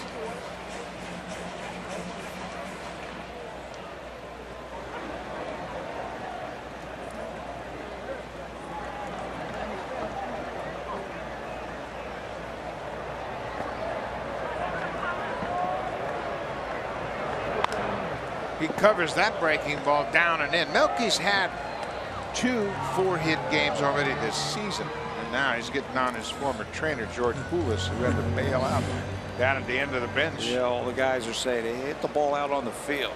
Stop hitting it into our dugout.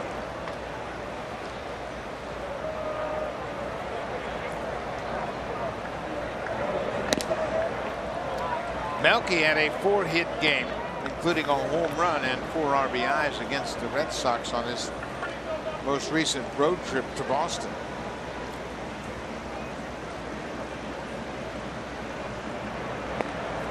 That's a pretty good pitch. Biagini took a step toward the dugout, thought it was strike 3. There are a couple of other players on the Blue Jays who thought that was strike 3 also.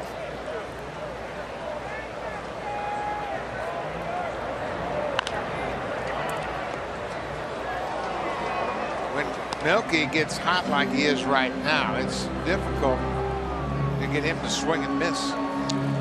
Yeah, and he's driving the ball. He's already homered in this series. Had a breaking ball from Sanchez for a home run. And he can hit all types of pitches all over the field. They got him to swing and miss, but the ball's going to get away from Martin, and Cabrera reaches base. That's when you're really hot, when you reach base on a strikeout.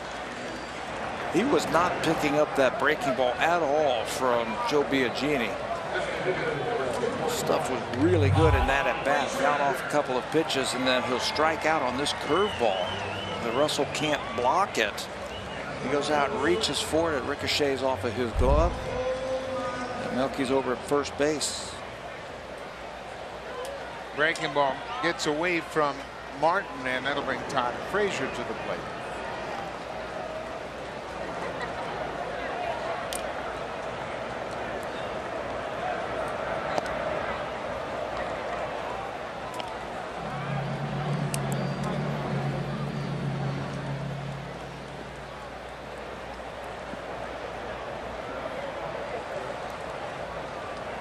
Biagini's gone 2 innings in 5 other appearances.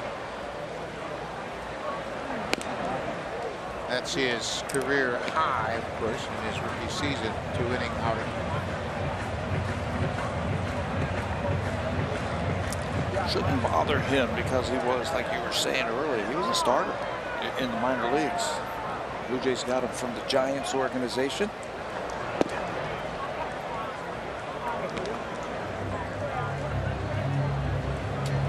When the Blue Jays played against the Giants in San Francisco and Biagini pitched against them, Bruce Bochy, the Giants manager, said, "We had that guy, and we let him get away." He really liked the way Biagini threw against the Giants. This is popped up left side of the infield.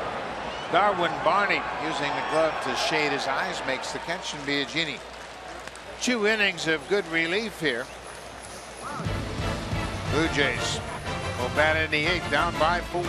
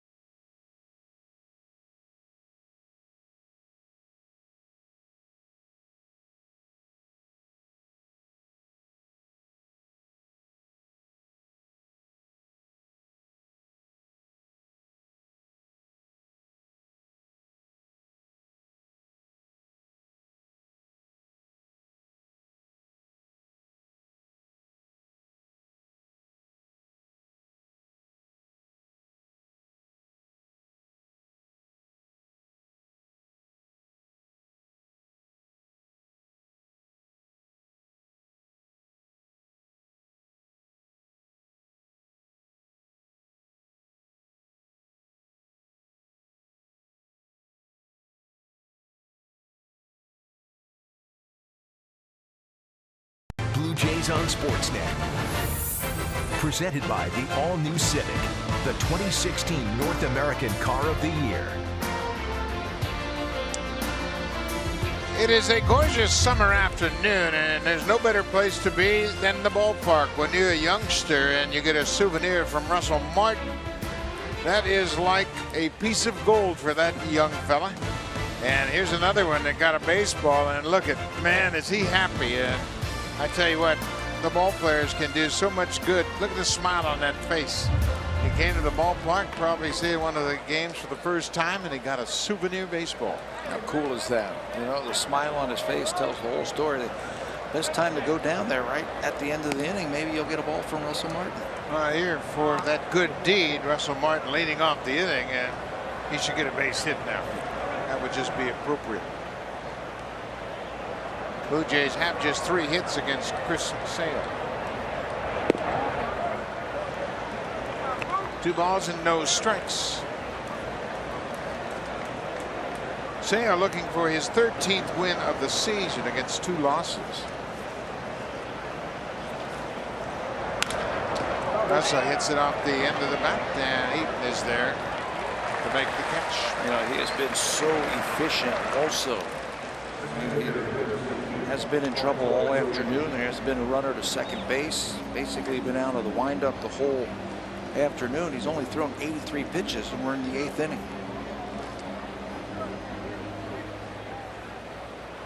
Troy Tulowitzki has grounded out twice, once to the shortstop, once to the third baseman. Tulowitzki will face his former team tomorrow night in Denver, the Colorado Rockies. First time he will play against the Rockies since the trade last July.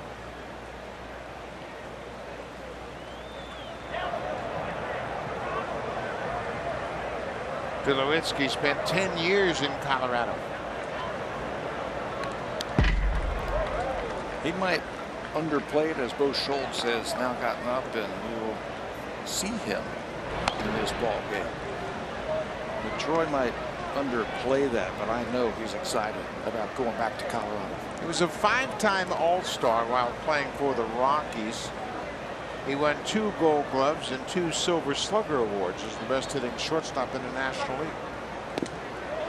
Yeah, it's going to be a exciting time for him. He said it'll be a busy time with a lot of friends that he will catch up with, but at the same time you always have a special feeling about your first big league club.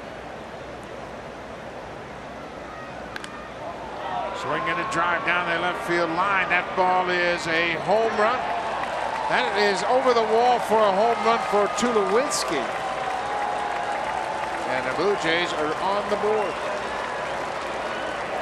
You know, we have seen Tulowitzki over the last week or so, since he has come back off the disabled list, be a little bit more aggressive early in the count, not letting a lot of quality strikes go by. And I think when you do that, you get ready to hit. Tulo with his 11th home run, like a breaking ball, stayed back on it just long enough, drilled that ball into that bullpen. Good piece of hitting right there from Tulowitzki. That's the 12th home run that Sale has allowed this season, and the Blue Jays are on the board. Breaking ball, stays back long enough, keeps the hands back, gets enough of it to get out of the ballpark. That's what you want to do, get that momentum before you head it back home to Colorado. One more time for Tulo, right down the line. Well, he did a good job of staying on that breaking ball. He recognized that, adjusted his swing as Valerius called out on strikes. They didn't like the call from him, but umpire Lance Barksdale.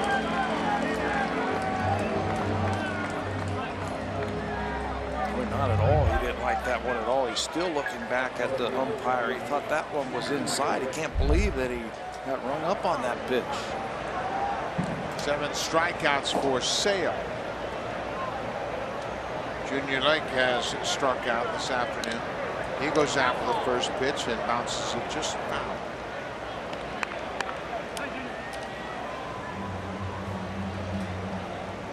That's a tough pitch to get called out on. Looked like it was up and in off the plate.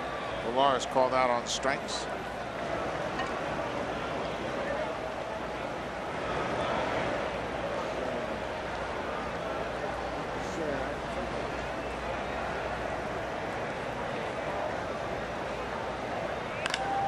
Junior Lake hits it high and deep to center.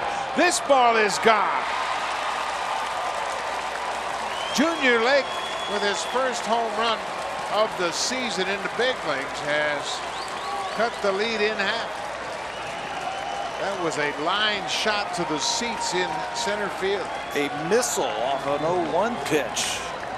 And Chris Sale, he was just trying to pump that fastball in there. And Junior Lake played some with the Chicago Cubs, so very familiar with this area right here. Sends that one into the stands.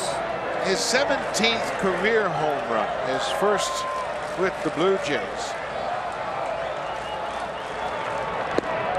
He hit 9 home runs for the Cubs in 2014. He had 308 at bats, and he drove this one to dead center. To the delight of his teammates. Just used his hands right there and just drove it over that sign in center field.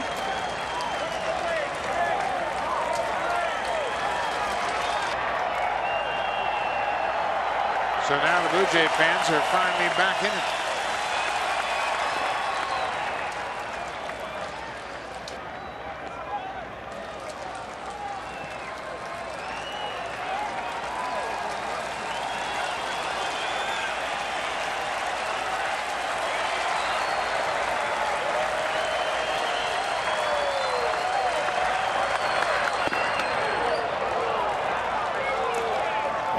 wants him back for everything he has right now. They made him work this inning. Getting up around 100 pitches.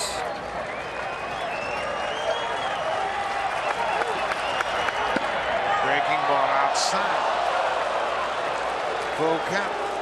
Sale gave up 3 home runs to the Royals right here on June 10th. They won that game. He walks Barney. Well, Devin Travis will come up. Travis has a single in 3 at-bats today.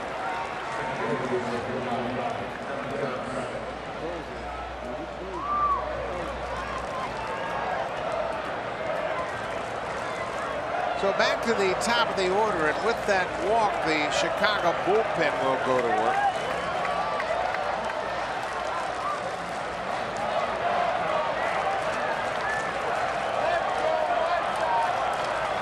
Nate Jones has grabbed the ball. He's starting to throw, and with that, Don Cooper, the pitching coach, has made his way toward the mound. He's going to give Jones a little time to get loose. Give him a little time, give Chris Sale a little bit of a blow. I don't think they were expecting this. They were down at the bottom of the order for the Blue Jays.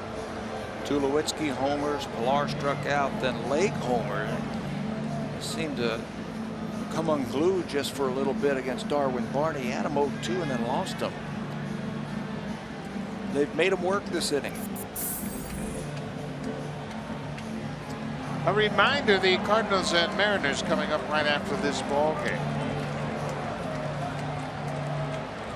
It will be a couple of left-handers. Jaime Garcia for St. Louis against the Canadian James Paxton for the Mariners.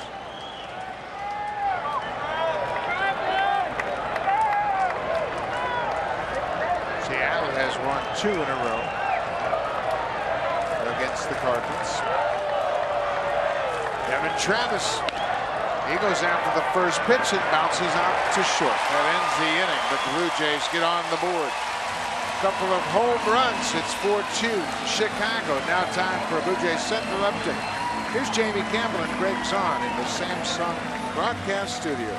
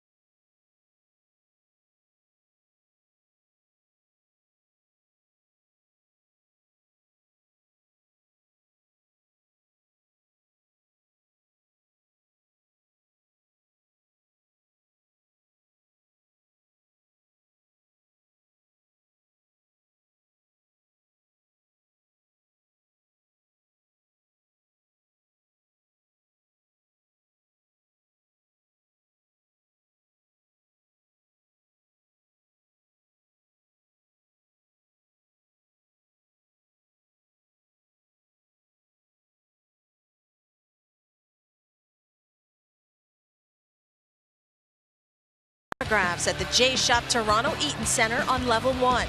That's Thursday, June 30th from 12 noon to 1 p.m. in the afternoon, so get there early. For more information, visit bluejays.com/autograph appearance. Buck. Thank you very much, Hazel. That'll be a good opportunity to say hello to Kevin Pillar and get his autograph. We say hello to Bo Schultz, who makes his first appearance in the major leagues this season. Hazel was talking about him earlier today. Bo had hip surgery at the end of October. He had some labrum problems and they reshaped the femur. He did some throwing on the side. His first side session was March the 15th. April was his first week. First week of April, he had some live BP for the first time. He spent 5 weeks in Buffalo. He says his arm feels great, you know, because he had the hip problems. The arm feels great. Fastball, slider, he'll cut it, a little bit of a changeup. And, you know, if you just get called up like he did last night, may as well get into the ball game right here. Bo Schultz didn't make his first appearance for the Blue Jays last year until June 2nd. He pitched in game one of a doubleheader on second, so he is in here for the first time this season, working the bottom of the 8th. Catcher Alex Avila 0 for 2 with a walk so far this afternoon.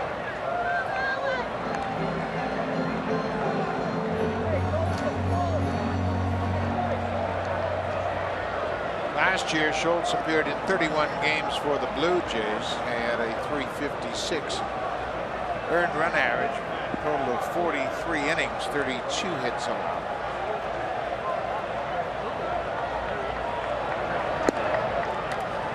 Another fastball, this one. Also inside off the plate, it's 2-0. Lighting up the radar gun right there at 98 miles an hour with that fastball. Talking to him this morning, he said, "So you're home, huh?" Went to college, just on the other side of town. Went to Northwestern, as did Jay Happ. And Bo Schultz, he wasn't really sure whether or not he was going to play professional baseball. He signed a contract with Oakland. He was a non-drafted player. This year in AAA Buffalo, he appeared in 14 games. At a 1-1 record and a .424 earned run average.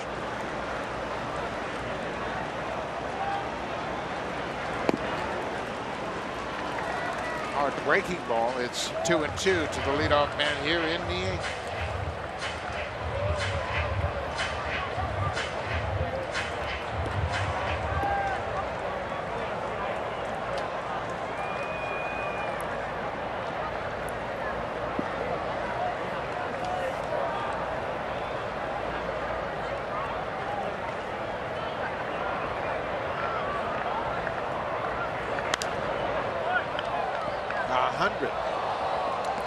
We didn't see that from Schultz last year.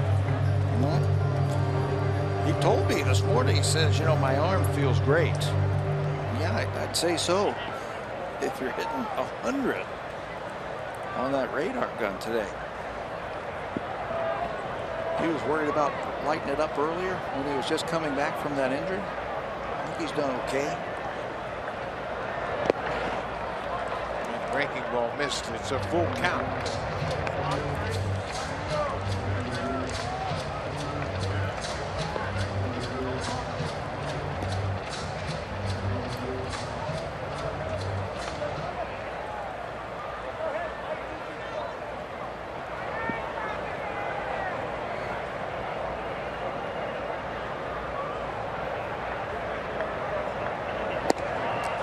Avila strikes out. Schultz retires the first man he faces. Blue Jays will go to Denver to take on the Rockies. Marco Estrada will open things up for the Jays Monday against Big John Gray. Then Jay Happ at 9-3. They'll start against Eddie Butler, and in the series finale Wednesday afternoon. Note the start time. That's 2:30 p.m. Eastern time. Aaron Sanchez at 7-1 goes up against Tyler Anderson. And that's not going to be an easy 3-game series for the Blue Jays pitchers, given the way the Rockies hit. I don't think it's going to be an easy series for any of the pitchers because of the high altitude. You got pretty similar teams offensively. The Blue Jays and the Colorado Rockies, guys who hit a lot of home runs and lineups that are filled with really good hitters. I'm anxious to watch Nolan Arenado. I haven't seen him for a couple of years. Last time we saw the Rockies, we were at Rogers Center. Arenado was just starting his career out. He has blossomed into one of the best players in all of baseball. Arenado leads the National League with 63 RBIs. He's also tied for the league in home runs with 21. Yeah, he's a good player and a terrific defender as you look at David Robertson, the closer for the White Sox. That Laurie called out. Schultz comes in and strikes out the first 2 batters he faces here in the 8th. The breaking ball is really moving. That is right on the outside corner. He's throwing hard, and his breaking ball is really hard too. Well, Schultz signed as a non-drafted free agent in 2008 with the Oakland Athletics.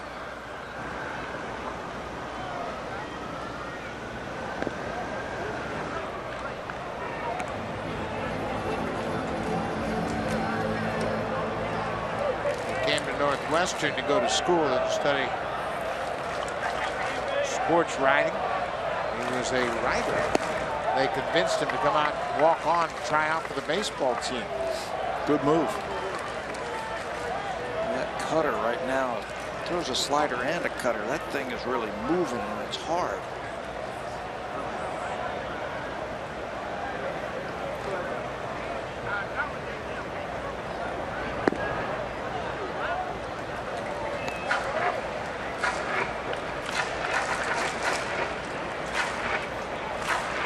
Schultz was released by Oakland, signed with an independent team in 2011. And then was signed by the Diamondbacks in the spring of 2012. Blue Jays got him off the waiver wire from Arizona in October of 2014. As we mentioned, we didn't see him until June 2nd last year when he was called up and became a part of the bullpen.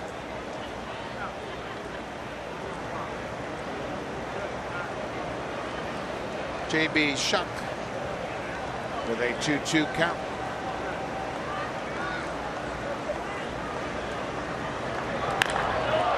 It's this one high and deep to right, and Shuck has hit another home run for the White Sox. They went back to that breaking ball, and Shuck was all over it. That's his second home run of the series, second of the year. White Sox have hit 10 home runs in the series. Blue Jays cut into that lead at the top of this inning. The White Sox get a much-needed insurance run here in the bottom of the inning. Looked like a breaking ball, like you said. That just spit that up of J.B. Shuck, his second home run of this series, and that's a big add-on run for the White Sox. He didn't get that breaking ball inside the way he had to Avila, and he was able to get out there and hit it into the seats. This one is popped up over near the Blue Jays dugout, and it's going to be out of reach of Encarnacion.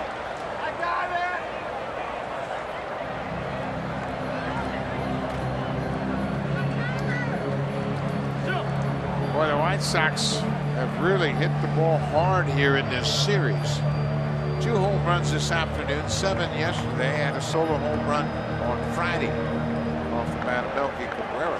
10 solo home runs in a 3-game series. I told you last inning, they're not really a home run hitting team. They came into this game with 76 on the season. Team leader was Frazier, and Abreu, and then Brett Lawrie, the only 3 players from double digits in home runs. Tyler Saladino at the start at third base this afternoon.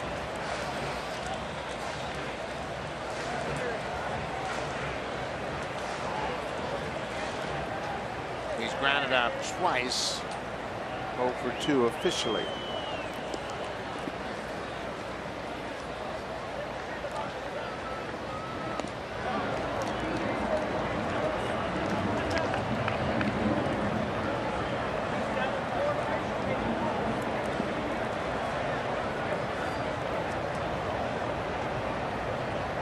Thirteen of their 78 home runs have come against the Blue Jays. 78 home runs, and look like they are leading the world in home runs when they play the Blue Jays. Let's see, 13 into 78, and is that 1/6? 1/6 of their home runs have come against the Blue Jays in 6 games. The Blue Jays have 2 home runs here today. They have 110 home runs for comparison's sake. That ties them with Seattle, and Seattle will play later on this afternoon out in Seattle. They have 110. Baltimore has hit some home runs today. The Orioles. Chris Davis has a grand slam. I know that. Scope has a home run. Trumbull has a home run. They've hit 3 more home runs today. So the Orioles have now hit 120 home runs. This fly ball is going to reach the seats out of play. The Orioles are leading the Tampa Bay Rays 10-5 as they bat in the bottom of the 8th in Baltimore. Again, Dylan Bundy out of the bullpen. 3 innings of shutout relief. He's been a big weapon for them. That's not going to be too long before he starts. 1-2, pulled foul by Saladino. Yeah, Dylan Bundy is a former starter that's had shoulder problems and health issues, but he's healthy again. We saw him pitch very well at Rogers Center earlier in the season, and they're looking for a starter. They might have one in their own backyard. Right in their own backyard, right underneath their noses.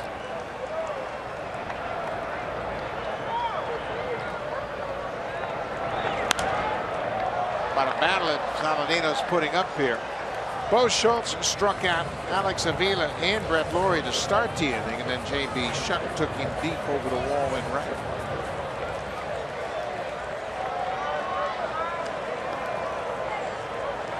How about this at bat by Saladino?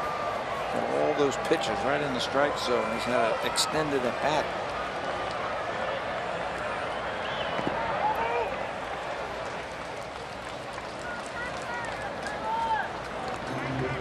Saladino's from San Diego. He played junior college ball at Palomar and then transferred to Oral Roberts. That's where the White Sox drafted him out of, Oral Roberts University in Tulsa.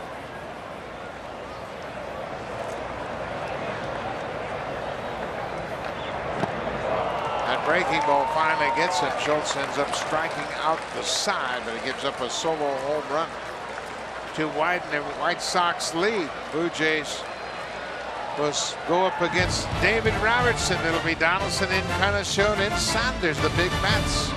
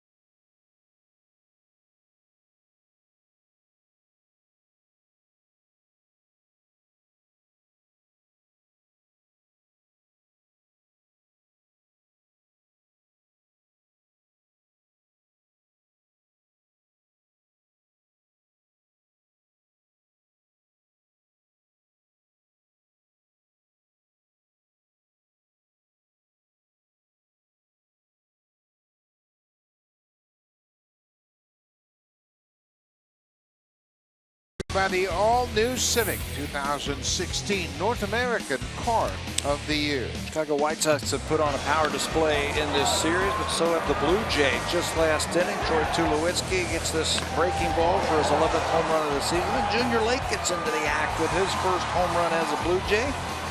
Takes that ball to right field, cuts the lead to 4-2. Those are our drives of the game.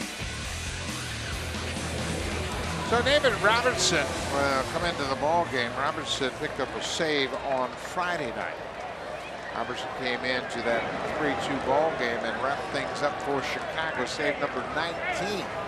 Nate Jones was the winner in that game in relief. It was his 100th career save on Friday night, but it wasn't very easy. Blue Jays mounted a rally, had the bases loaded with 1 out before he buckled down to pick up that save. Josh Donaldson, 2 for 3 this afternoon. Both of his singles going to right.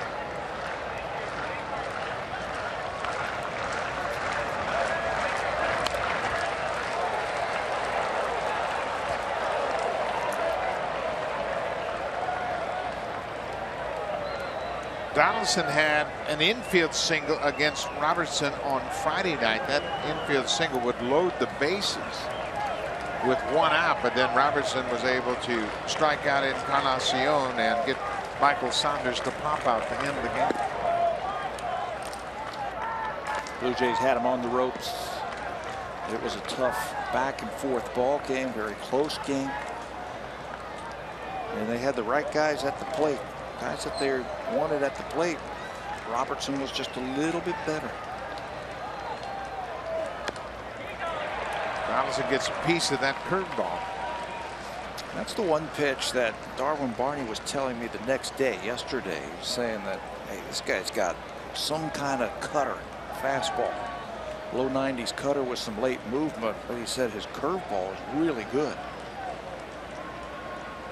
He can really spin it. He has struck out 646 batters in his career. That's the 8th most amongst active players. There's that cutter, and it's popped in the air. Adam Eaton, the right fielder, comes over and makes the catch. Chris Sale is in line for his 13th win of the season. That would lead the majors. He has thrown 99 pitches in his 8 innings. 5 hits, a couple of earned runs. They were both solo home runs that came in the 8th inning. But he's in line for the win. That would improve him to 13-2 for the season. Blue Jays didn't get a runner to second base until that home run by Tulowitzki in the 8th inning. They would get guys on, but then they hit into a couple of double plays. It's a high fly ball down the right field line. Eaton is there near the line, takes the ball in foul ground. 2 up, 2 down. We can't overlook the contribution the defense made today in support of Sale. Adam Eaton threw out Josh Donaldson trying to stretch a single into a double in the first. And then they turned 2 double plays behind Sale this afternoon. And the defense has been very good for the White Sox. He had a leadoff single in the 4th inning. That was wiped out by a double play. Then there was a walk right after that. Leadoff single in the 7th inning and then a double play. And that was it, basically, until the home runs last inning. Michael Saunders is 0 for 3 with a pair of strikeouts.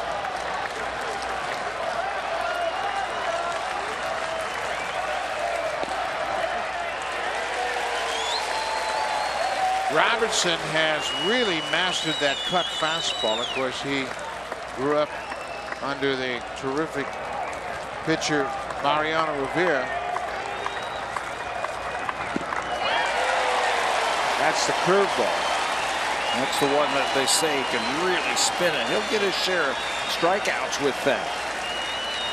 And then 8th amongst active major league relievers in strikeouts.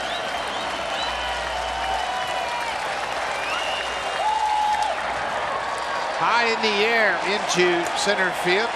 J.B. Shuck is there. That's the ball game. David Robertson picks up his 20th save of the season. And the White Sox big bats, they hit 10 solo home runs in the 3-game series to take the series 2 games to 1. Well, you know you were going to be in tough against Chris Sale. He's one of the best pitchers in all of baseball. He made it tough on the Blue Jays today. They got just enough runs and some more home runs for the White Sox. They turn it over to Robertson. He gets his 20th save. That's 3 seasons in a row that he has had at least 20 saves, and the White Sox walk off winning the series. Well, we will be with you once again tomorrow night from Denver. Thanks for watching. Stay tuned. Here's Blue Jays Central. Jamie and Greg.